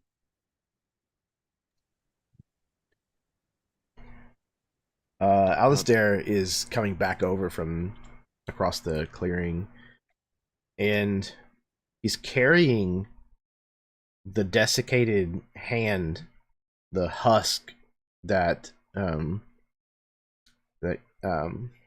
just dropped his name. Gladden's paint. Giddens. Giddens' hand. He's kind of holding it in his own, looking at it with like there's no like hint of disgust or repulsion at the fact that he's holding this kind of disgusting thing.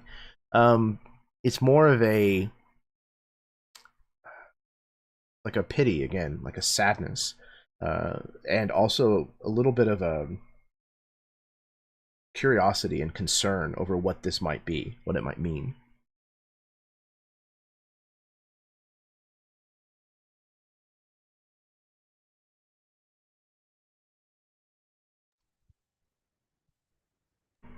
Everyone all right? What has happened to the loggers, Baron, the ones that we freed? Have they kind of run off, or are they still around? The one that you coaxed to leave has took off. But the other two are probably just getting up and like catching their breath.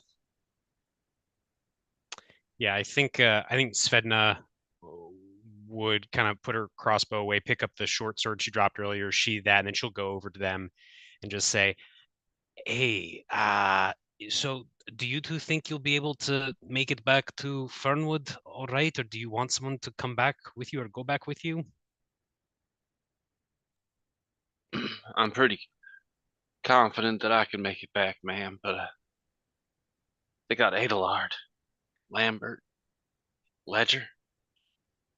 I don't think they made it so lucky. They were taken into the woods. Did you happen to see, and I know you've been through a lot, so I understand if you don't remember, but did you happen to see what direction they went?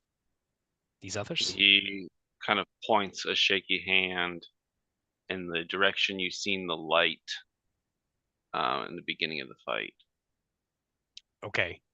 Yeah, so Svedna will look in that direction and look back at them. Do they have like hatchets or daggers or anything on their persons? Okay. Yeah, so I think she'd tell them, here, and she'll actually give each of them a gold piece and just say, just keep running back to Fernwood as quickly as you can. Don't stop for anything. Stay close to each other, and then get yourselves a room and a drink or something if you don't have other places to stay. But don't stop for anything. All right? Yeah. Okay. You may also want to. Malabodies? What? You may also want to raise the alarm in town. Let them know what's happened here. Right. Tell them what's about happened here. Blackthorn's gone mad. Blackthorn's gone mad. I just 1 second you guys were having some intense conversation, and the next I was being assailed by some bushes. Magical bushes, if that makes you feel any better. And I'm to believe that Blackthorn did the magic bushes? I mean, yes, maybe. I mean, you saw that crystal thing growing on him. I mean, there's clearly some magic at work, right? You know what? I'm willing to suspend my belief because you're right. I don't know what the fuck that was. Well, good luck. Be careful. Run fast. Let's go. They go to run. So yeah, I think with that done, Svedna turns to the others and says, so what exactly is happening right now? Like, what is all of this? This is she'll gesture to Broderick. This is your cousin, who's also a were creature. Are you a were creature, Guthrum?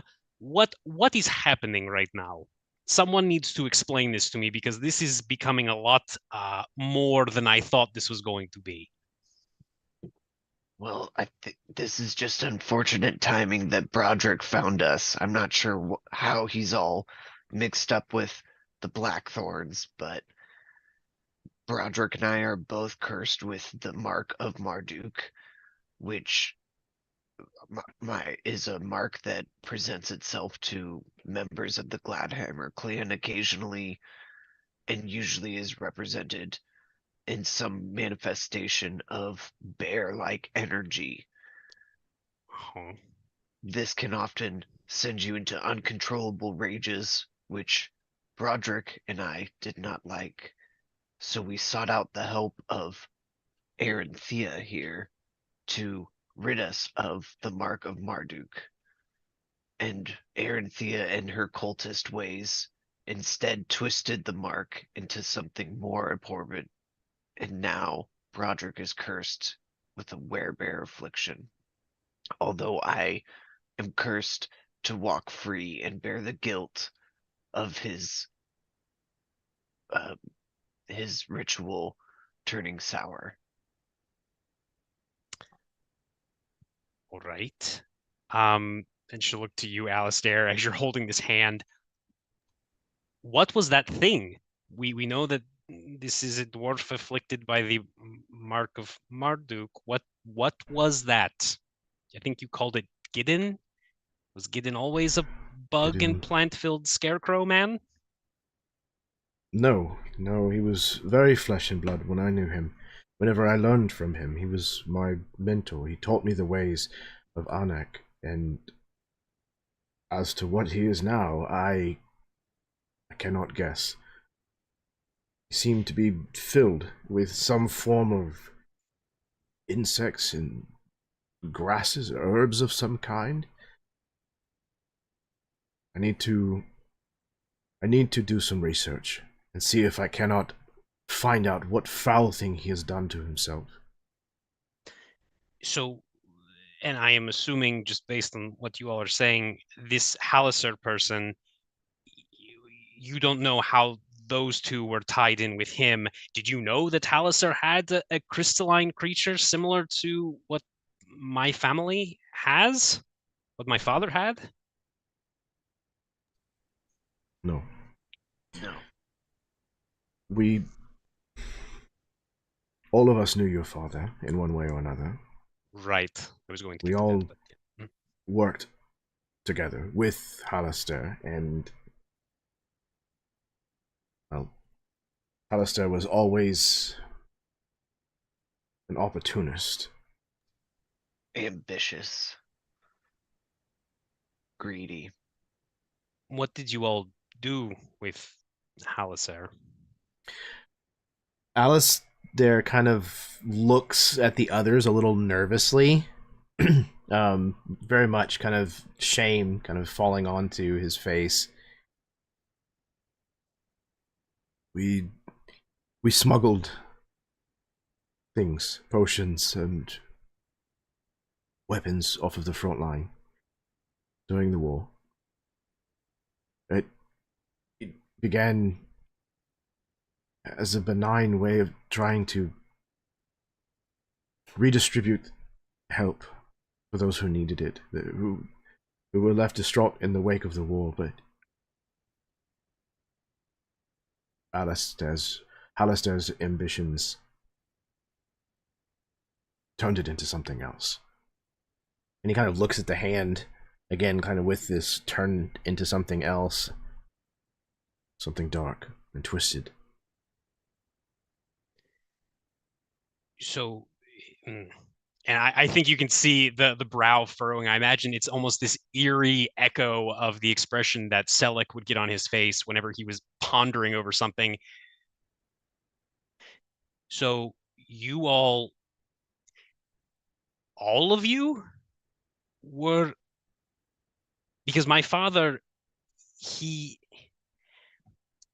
helped a great number of people. He had a few, I guess you could call them tasks that he never fulfilled, but he always kept such detailed notes. But I thought it was odd when I heard about this situation, because there was nothing there. And I know it was one of the last things he did was supposedly investigating these missing healing potions, but it sounds like, I think you can see like one of her eyes kind of twitches a little bit.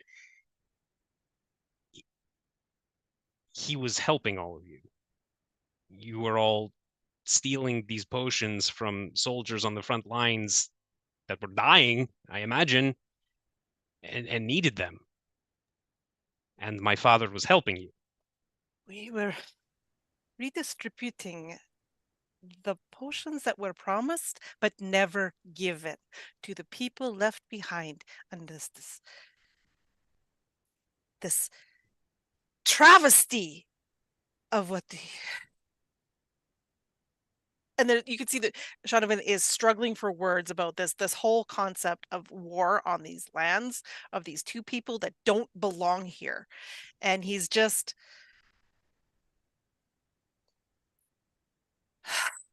Your father was trying to help the people who lived here, that were being forgotten and killed. That's what it was. That's what it started as. And like everything Halisar touches, he corrupts it. And that's why we left.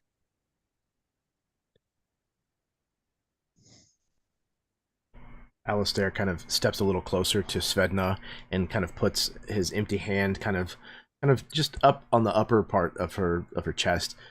Selleck was a good man. One of the best I've ever known.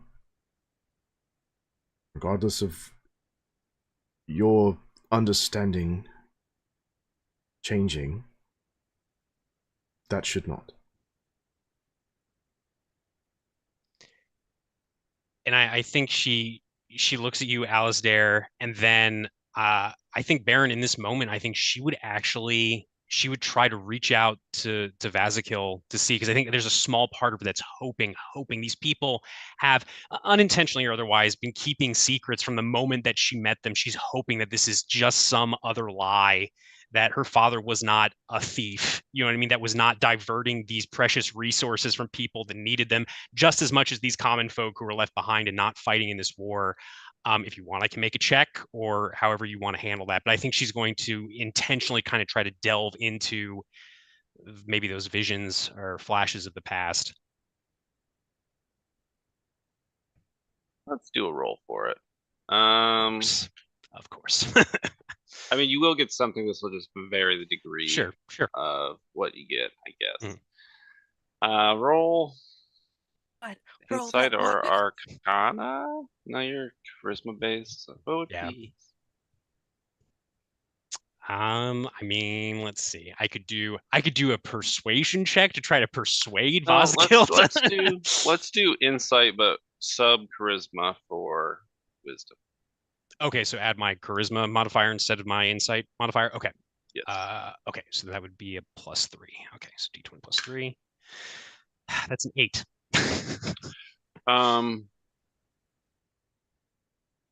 You do so. You push into the creature. This is something that you maybe have done in the past. Probably not too terribly much, but yeah, I think so. Maybe this echoes on the assert your will comment, and you attempt to do so. You find what you seek. It's almost like a torrent, waiting for some sort of moment of like the coming age moment, with some sort of like moment of clarity. And you see into the past. You see the scenes that we've seen previously of when you almost were caught, and you had teleported in an attempt to divert attention. You see moments of Selleck like arms loaded with these crates. You can hear like the clanking of potions kind of stuffed with straw to prevent them from cracking, and him handing it. And you remember, you can see through his eyes, um, looking up and making eye contact with Alistair, who kind of like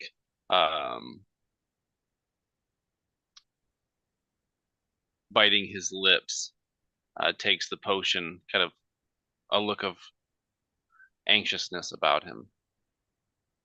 We see moments of a woman, a tiefling woman who wore armor. Someone in the military, perhaps. You remember, you see her a lot, actually, and there's a fondness in Bazikil in his memory of how this woman was viewed. You see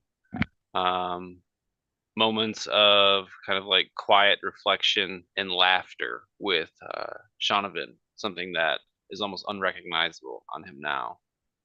And you even see kind of moments of reckless, I don't want to say debauchery, but joy. Arm clasp about Guthrum's shoulder, a frothy mug of ale, in the same tavern we've seen at the beginning of this session. All the while, in all these visions, you noticeably look down at the arm at which Vazikil currently sits in all those moments. Their kind of tangible presence, whether they have coalesced fully or not, and kind of just its drinking in of the experiences.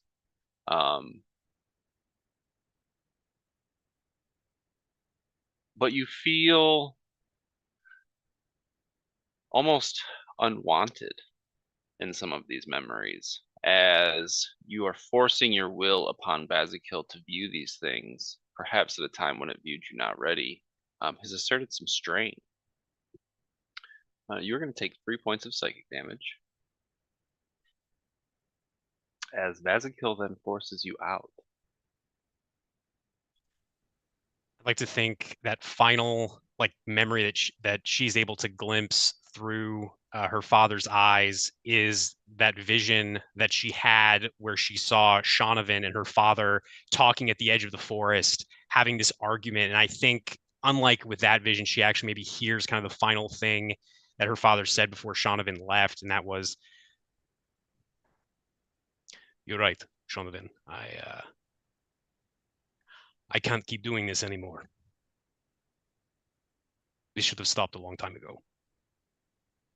And then I imagine maybe that was towards the end of when Shonavin and Selleck were both involved in this enterprise. Shonavin kind of melts away into the forest, and she sees again through her father's eyes and kind of straighten and walk away.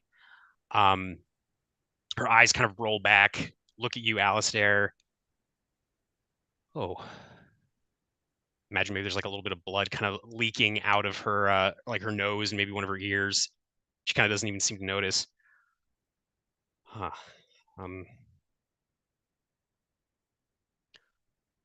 Okay. Okay. Right. And I think she just kind of like steps back, doesn't like run away, but I think she just kind of walks over to that willow tree and just kind of like sits down for a moment, kind of her various pieces of equipment kind of clanking and clattering, and she just kind of sits and her wings just sort of sag, and she just sort of stares into the middle distance, I think, for a while, not saying anything. So I think as Svedna kind of went into that trance with Vazikil, Shonavin has been digging in his pack for something, and he pulls out like these metal rings, they clang, and he approaches Guthrum, and he throws not only this coil of rope right at his chest, but also these manacles. I am so tired of you blaming Aranthea for what happened to your cousin. It was not her doing. She was trying to help. I know familiar curses, and they take such magic and they twist it themselves. It is not her fault, and for you to keep blaming her, A hand you are better than that. touches your arm, Sean. You speak out of place. I do deserve some hatred for my failure. You did this on purpose? No, gosh, good That's God, what he no. is saying, woman. That's not what he said. I'm saying it's her fault. Her magic twisted him into what he is now. It is my fault, but my magic didn't twist him. Well then, your magic made it worse. It did. I admit. But that is the way of family curses. You can't just assume regular magic is going to take care of it. I know what I speak of. I tried. Did your best. I'm sure she couldn't remove your family curse either, huh, Sean? No, and I would never ask her to. I'm sure it would kill her in the process.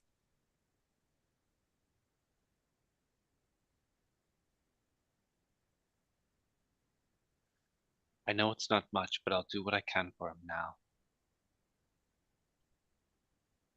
There's gotta be something.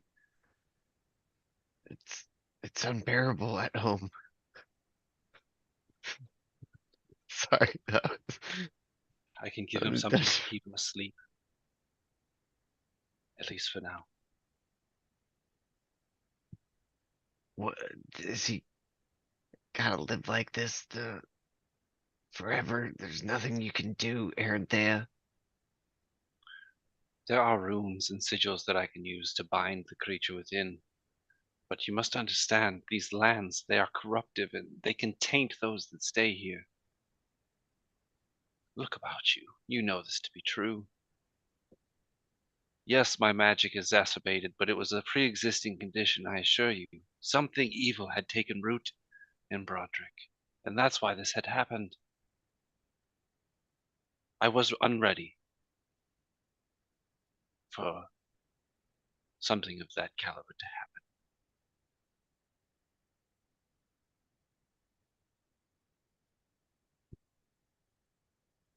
Yeah, we all were. Now, he's gotta live like this, and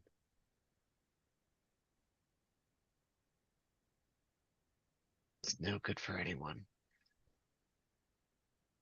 He'll, like, slowly manacle him and, like, lean it, Broderick up against a tree, try to clean him up as best he can, and, I guess, like, put a cloak over him.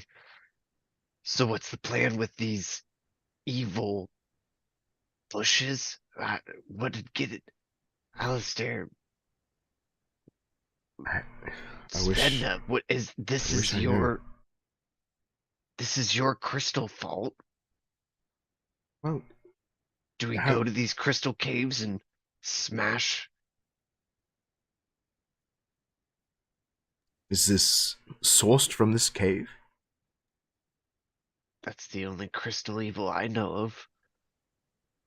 Maybe they're spying on us now and sent Svedna to disrupt us. But Selic possessed the same magics. They didn't seem to corrupt him. Maybe they did. He just didn't know it. Are you dealing with some form of corruption? I think that kind of glassy-eyed stare goes away for a moment as you say that, Alistair, and she looks up at you. I don't think so. And then she kind of like lifts up a hand and kind of wipes the blood from her nose. Oh, I'm bleeding. Whatever it is that Halaster has done, it's in league with something else. He kind of again looks at the desiccated like husk of a hand that he's holding. I think perhaps the caves are our best chance at finding answers. If you all try to stop him, what is to stop him from revealing what you all have done? Revealing what my father has done. All of that goodwill, a tiefling hero, it was a big deal. My kind, my people, they are not treated well further east of here, which is why my father and my mother, they settled outside the Rotwood. What if Halaster reveals this truth to everyone? All of that good work, all of that goodwill, it's gone. Perhaps we should adopt the same form of protection that we used before. Silence. The word doesn't get out. Not beyond this clearing. We deal with it quietly. Halaster was beyond redemption, even before he took on whatever it is that's twisted him now. Halaster deserves to die for what he's done. Does anyone else know? Not certain. Halaster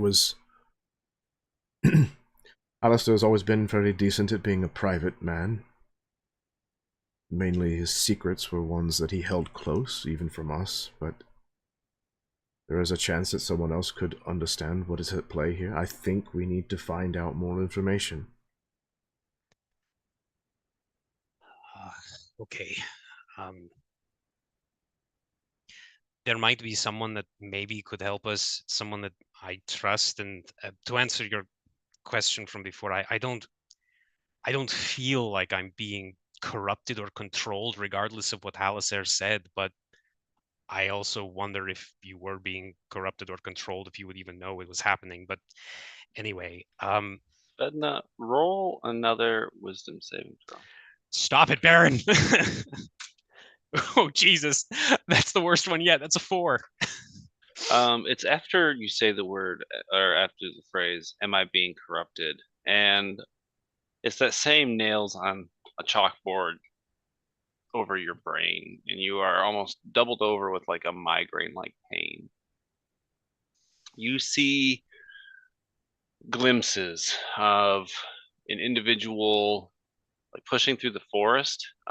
They seem distraught or intoxicated. Their steps are not entirely executed correctly. They're kind of like leaning into trees, embracing themselves. You feel conflict, a battle of wills. More flashes. You're in another grove, it seems like, another large circular grove where it's mostly just small fern-like vegetation, surrounded by these really old trees. On the far side is a pond, but instead of a willow tree, it's a like stacking of stones. And in those stones, you see a tunnel. And then it goes out again, and it comes in, and you see like you're resting your arm on one of these stones, perspiration dripping from your face and your arm. And as you're bracing yourself, you see the writhing form of this crystalline entity beneath the sleeve. You see where it's making contact with skin is like blistered and irritated. You come to yourself, and you're on your knees, doubled over on the ground. Presumably the 4 companions you have with you looking worried over top of you. Yeah, Alistair would be bending down to try to help Svedna back to her feet. Are you all right? I don't. See, I told you it's the crystal. Real quick, Baron, could she tell what was the color of the crystalline entity in the vision? Could she see? Yes, it is like a rusty orange. So similar to what Halaser had, right? It seems like yours it's a crystalline entity. This almost seems um like corrosion at points. I'm fine. It just that hurt a lot. I don't think I've ever had a vision that hurt that much. So I saw something. I saw someone running through a grove with stacked stones in it. They were heading towards a tunnel of some kind, and they had it looked like a somewhat like a crystalline entity, a rust-colored one, like what Halaser had, but it almost seemed to be corroding, dissolving their flesh. I've certainly never seen anything like that before. I don't know if that was Halaser, but and she'll look to Aranthea. Do you know of a grove that has a stack of stones in it? Her face has notably lost the color. She kind of holds this produced flame aloft, and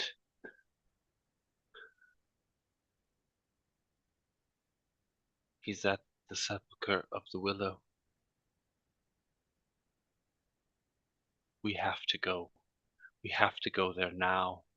Should we maybe consider getting some help? Do you There all is no time. That is the most sacred site of our druidic peoples here on this coast. You have to understand the darkness resides down there. all right? What about are there any long patrol outposts between here and there? There's I know people in the long patrol. I imagine she'll gesture to you, Shanovan, and maybe even to Aranthea as well. You all have to know people in the long patrol. Is there anyone that could help us? I know Clara. She helped my family settle outside the Rotwood. Maybe she could help. When you say the word Clara, you are wrecked once more. But this isn't something you're experiencing currently. This is a memory, and it's almost like a jump scare of the brutalized remains of that individual standing over top of Clara, who is you don't believe she's dead, but she is severely injured, and you know it to be caused by these hands. Yeah, I think when Svedna comes out of this one, she does kind of like maybe take a couple of steps back from anyone, and she just retches into the grass. After a few moments, she stands, wipes her mouth, and says, "Clara's in trouble. I think whoever I saw in that first vision might have beaten her. I don't know. You're right. We should just go to this beautifully named place, Sepulchre of the Willow, whatever. We should go." I need to return to town. I don't think there's time. What do you need in town? If if we're going to face more enemies, then I need the things that I used to wear whenever I was at war. I need my shield, I need my armor, I need my weapons. I need some healing. So then maybe we should split up.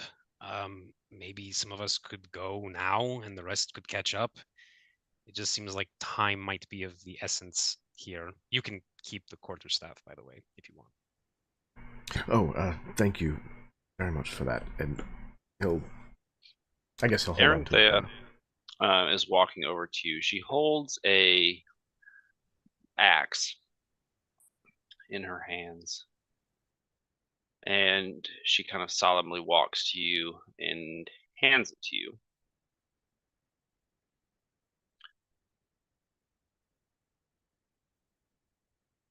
There is a lot of guilt and nostalgia wrapped up in what we're doing here today. And she kind of like curls your fingers around the hatchet. but we don't have time for ceremony, I'm afraid.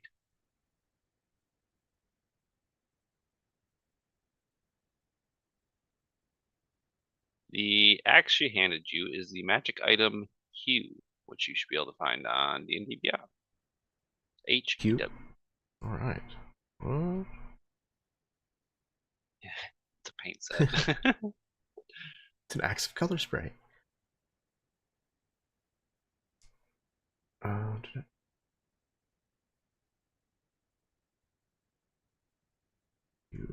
You may be able to find it. I think I have axes.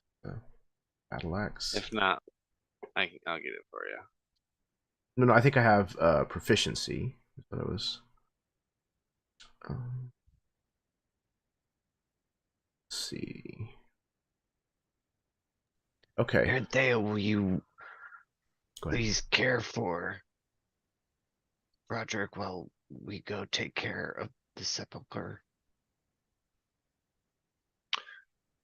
Her hands glow green and her eyes flash, and a large root kind of comes up around the manacles of where you have him pressed against the tree, and she turns. I'm going with you. Need all the help we can get, honestly. I know the way. You need me. I won't be left behind. Alistair, if you can hurry and get your stuff, I will wait for you here. And then we can catch up with the others.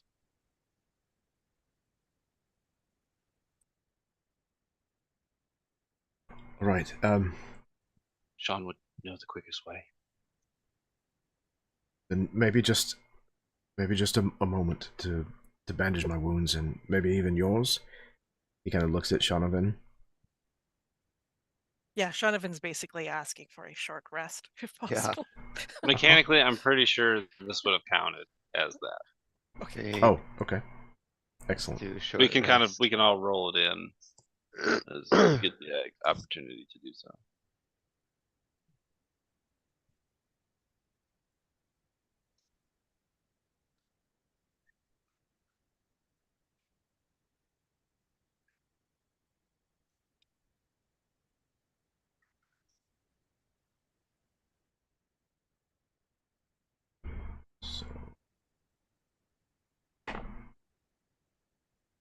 Do you think while we are resting,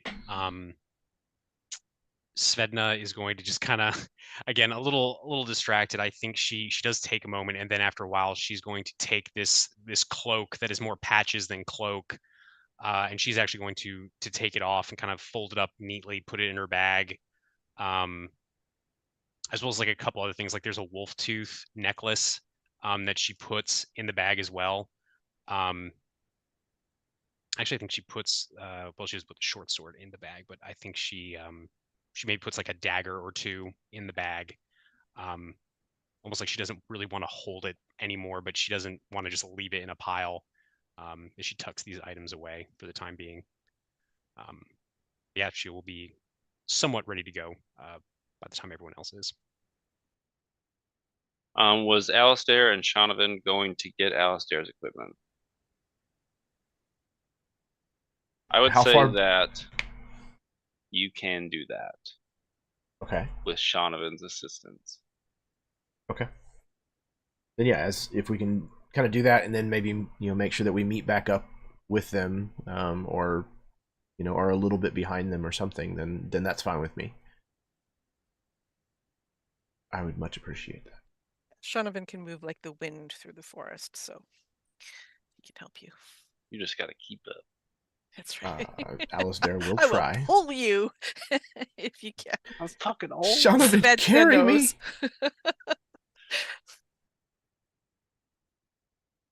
Yeah, awesome. Okay. Now I'm raring to go. I used 2 hit dice, so I'm at 21 out of 27, so I'm feeling better. I used all 3 of mine. I might go ahead and do that. Considering metagaming wise that this is a trilogy. Yeah, might as well. I'm gonna burn it. I'm really hoping to end it next time. Nah, man. 1,000 years. Even if we don't. Arts. All right, there's 5 more. So Feeling much better. 5,000 years of D&D. Shonavin and Alistair depart. There is a moment where we see Guthrum by Broderick, and Aranthea approaches, and we arrive in that kind of sepia tone where we see Guthrum and Broderick approaching Aranthea in regards to a ritual. There is an air of positivity and optimism in you, Guthrum, as well as your cousin, as you guys, claim to have heard of some process that the druids might be able to help aid, as they have done for your family in the past.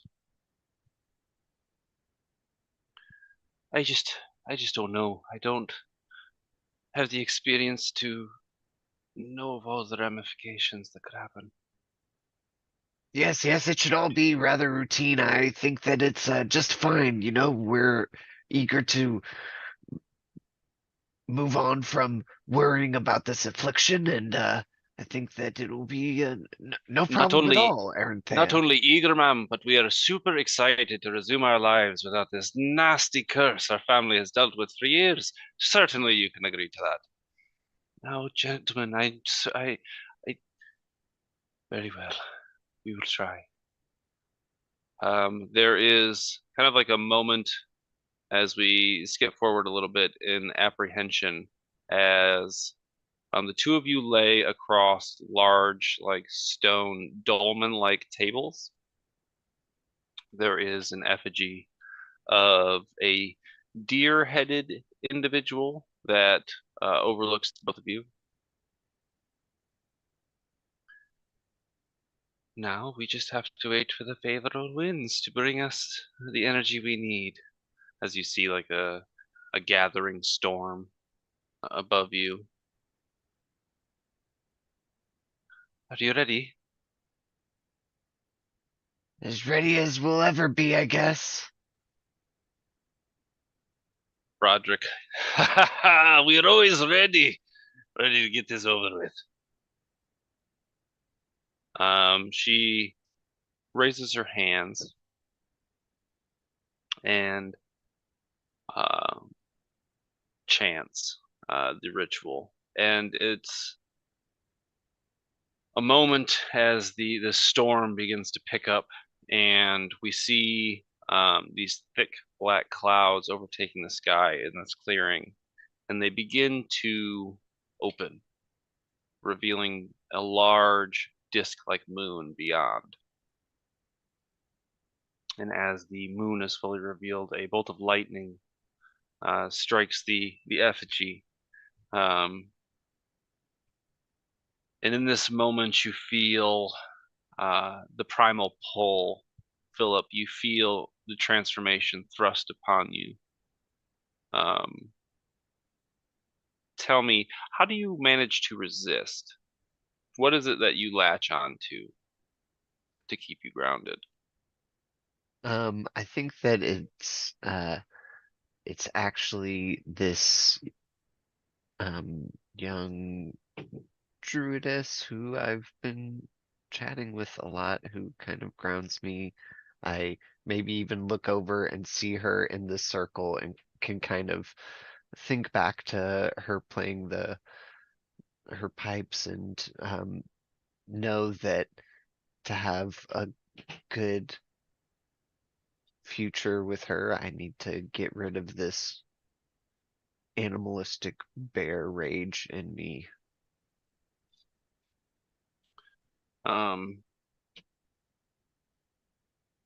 There's a moment where you feel yourself shared with Broderick in this excruciating pain of the lightning bolt, kind of extending this moment in time. And you feel Broderick, true Broderick, outlier of the glad hammers, cursed by the mark, forever the second chosen, always just behind Guthrum.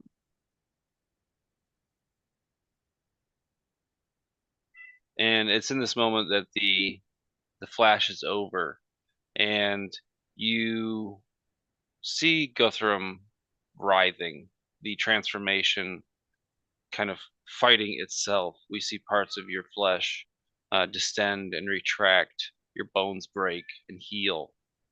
But where you remain yourself, the form next to you grows and expands and covers in hair.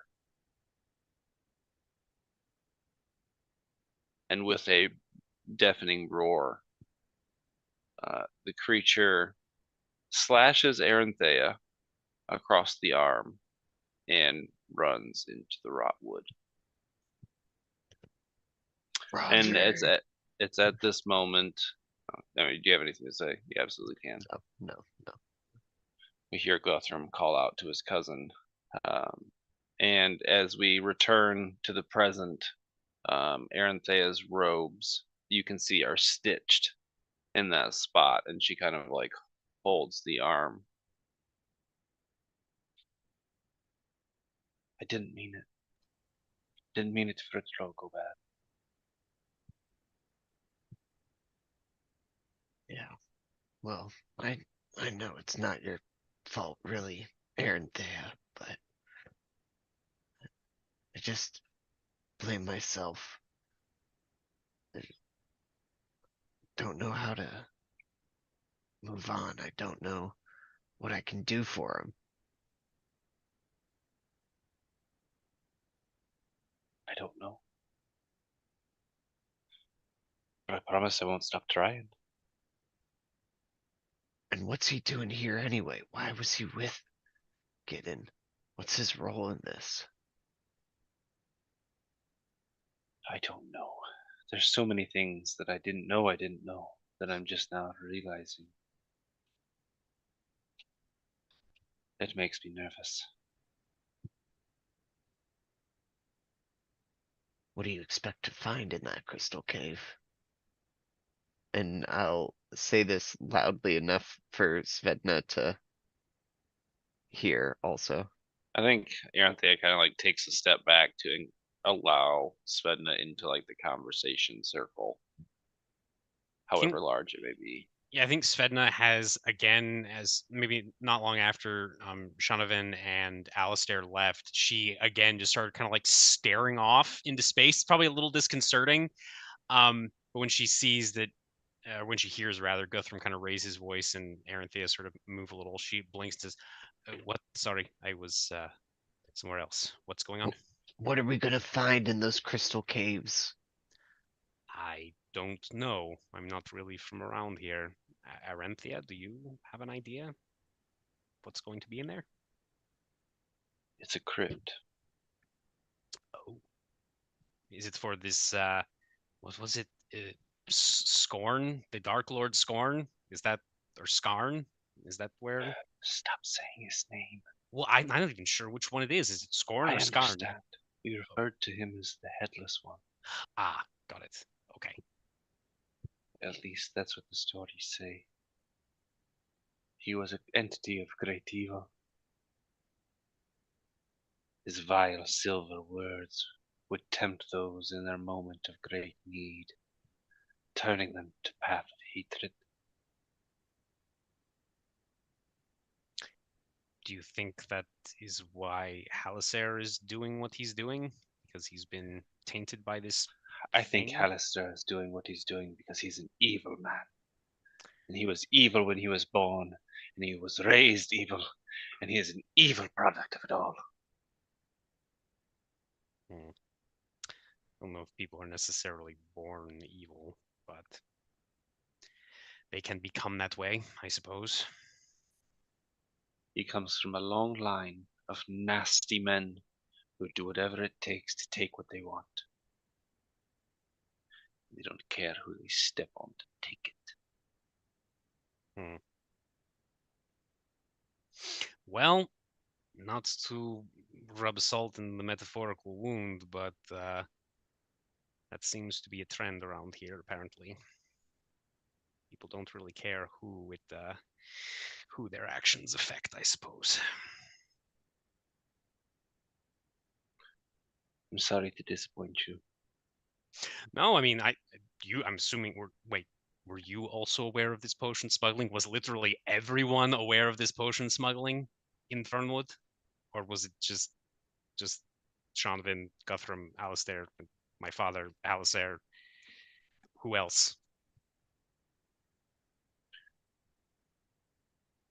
It doesn't matter who else. It matters a little bit. Clara was involved. Oh man, really? There was a knight, Mercy. Was she a tiefling? She was. Oh man. I think like Sven kind of like just like takes like a couple steps back, is like, oof, all right, anyone else? Might as well just rip off the bandages now, just rip it off, all off. Well, then there was Draba. Who was that? She frowns and looks to Guthrum.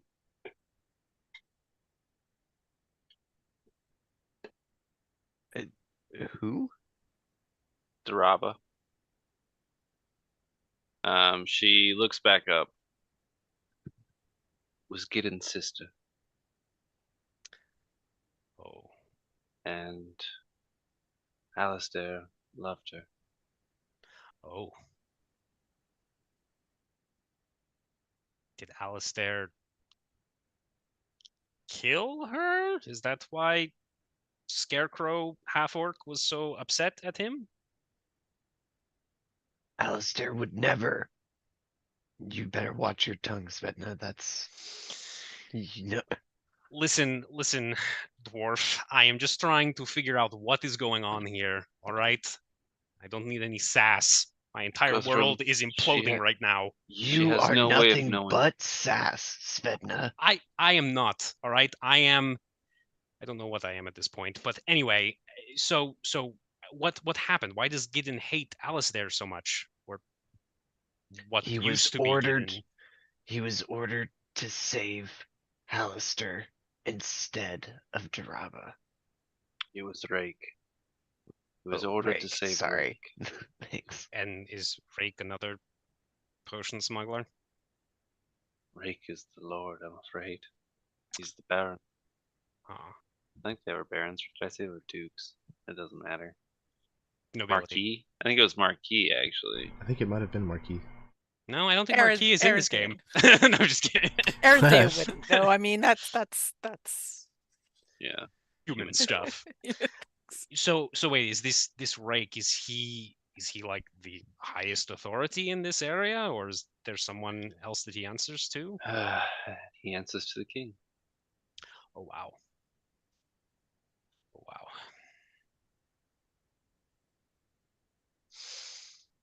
That is a lot. That is a lot. It's something we've all wished would remain buried for the last 20 years.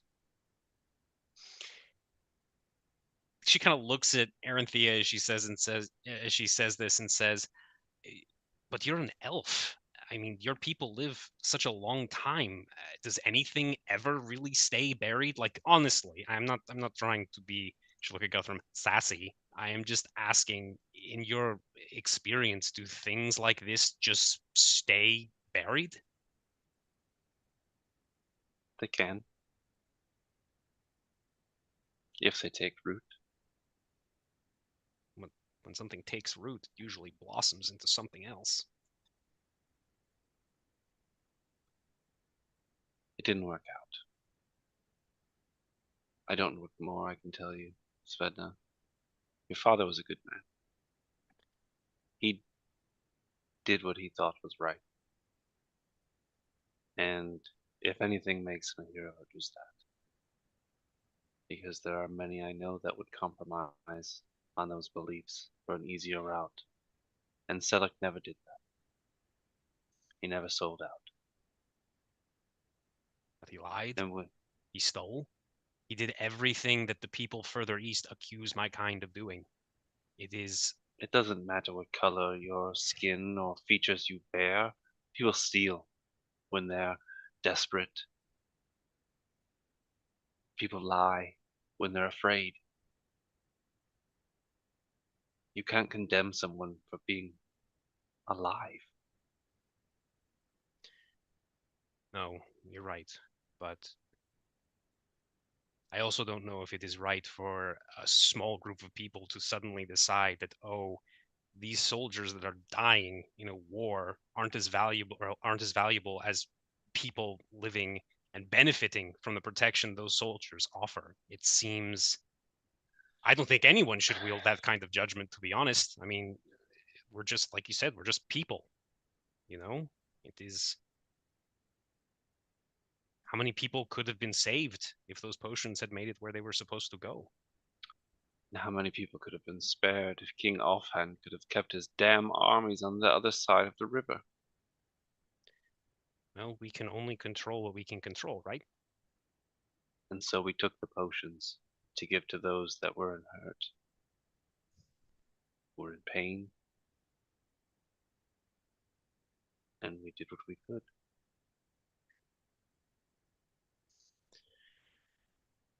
Yeah, all right.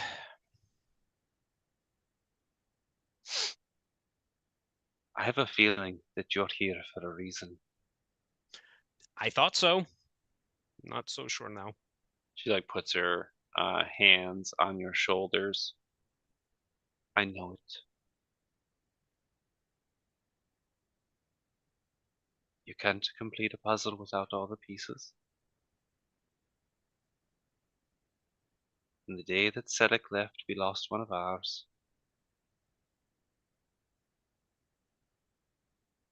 I bear him no ill will for it seems his wonderful family gave fruit. Yeah, he was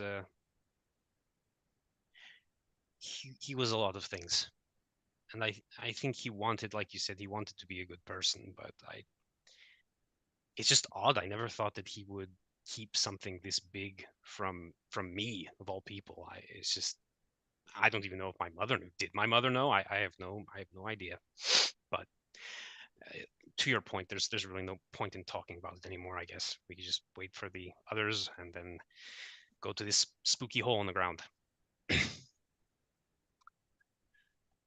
It's not long after Shaunavan and Alistair return to the pre-marked location that we had discussed for sure. And you begin marching into the woods. Is there any business that needs to be handled now that Alistair and Sean are back?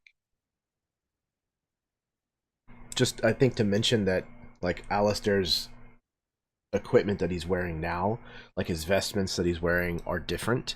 And the armor and shield that he carries and the mace that he carries, all look like they are probably 2 decades out of fashion and have a lot of wear and tear on them. A lot of fraying at the edges and a lot of holes and threadbare places and chinks in the armor and rust and things like that from misuse, and likely has been put away for a long time. It probably even smells musty, like it's been stored somewhere for like way too long.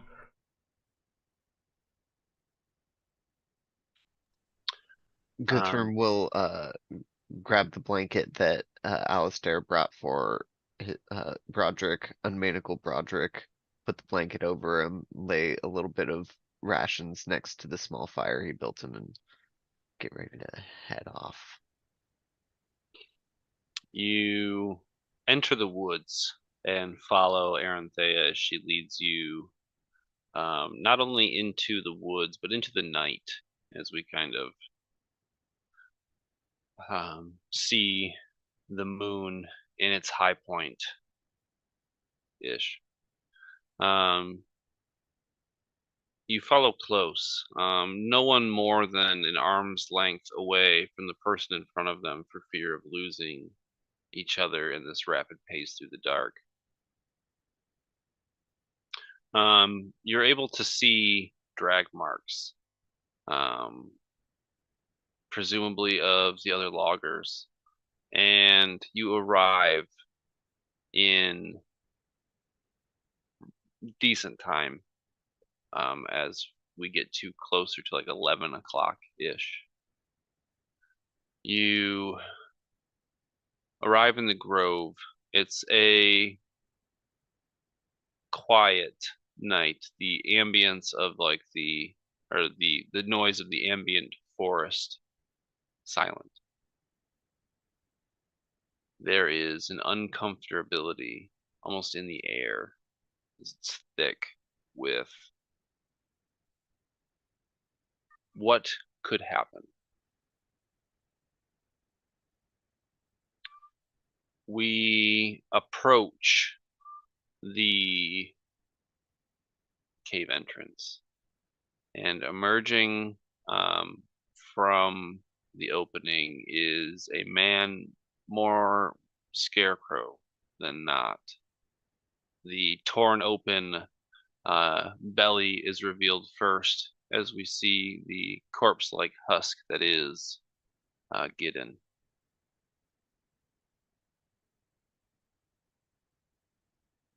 Then I guess the ritual begins. And he kneels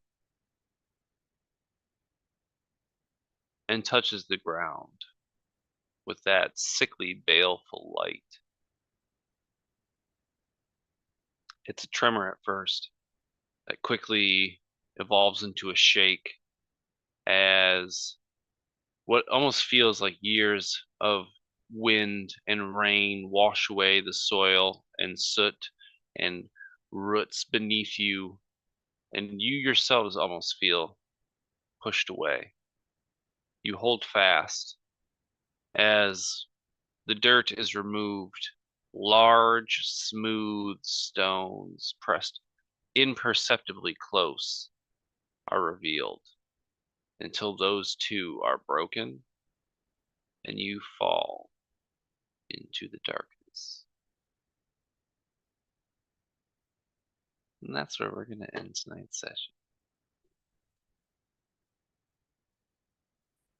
Oh boy. Thank you, everyone, for participating in Abuse.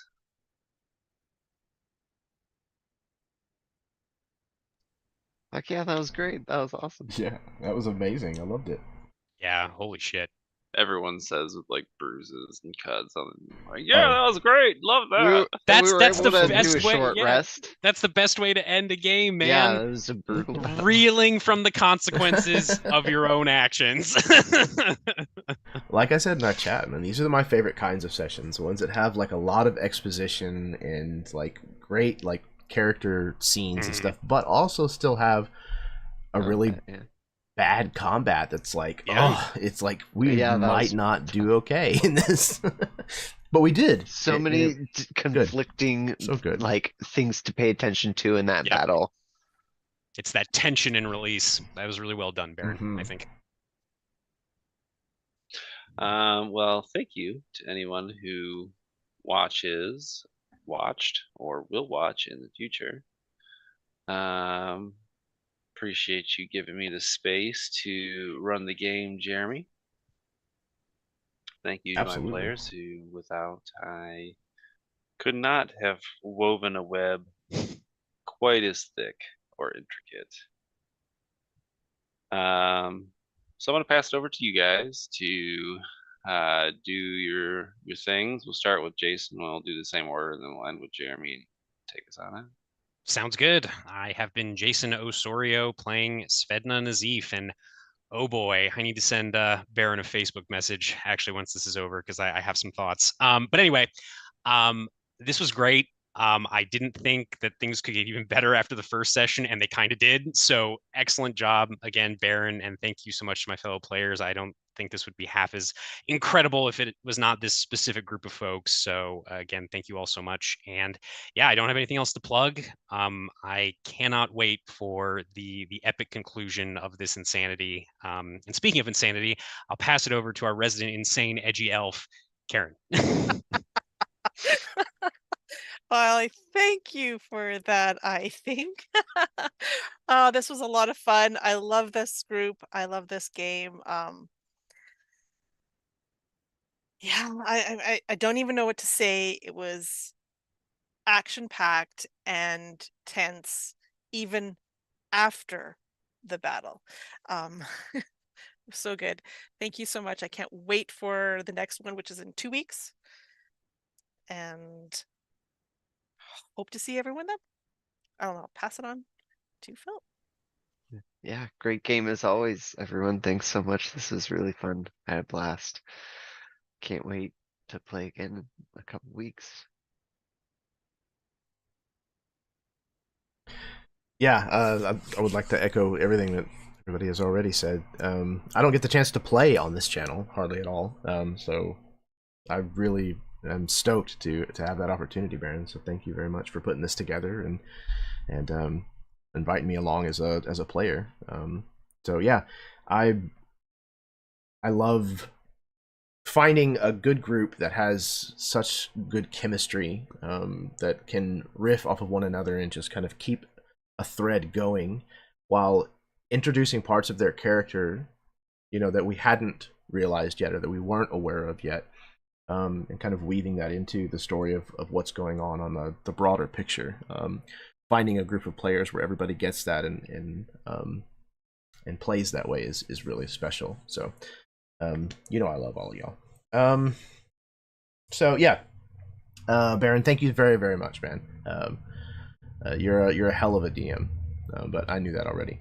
But I'm really excited to see how all of these twisted roots and web strings and everything else get all twisted together into a knot at the end. So yeah, man. Thank you again to everyone who might have watched our presentation this evening, whether you watched live or whether you're watching at some point down the future. It's awesome that I have the opportunity to take this nerdy hobby that I enjoy so much and share it with people. That's very special to me. So if you did like this kind of content, then hit the like button, subscribe to the channel, check out everything else that's here on the channel if you want to. You can find links for other things down below, such as Start Playing and Ko-Fi, Coffee, however you say it. So yeah, check those things out if you're interested in seeing more of what we have to offer here. But remember that kindness is a free action. It costs you absolutely nothing to be kind to someone, and right now we need as much kindness back into the world as possible. So it'll make a difference in somebody else's day, week, who knows. So yeah, all right, Baron, thank you once again for this opportunity to present this game to the audience here, and I'm very much looking forward to getting back to this in 2 weeks and seeing how this is all gonna wrap up. So until next time, may your dice roll high and your snacks always be within reach.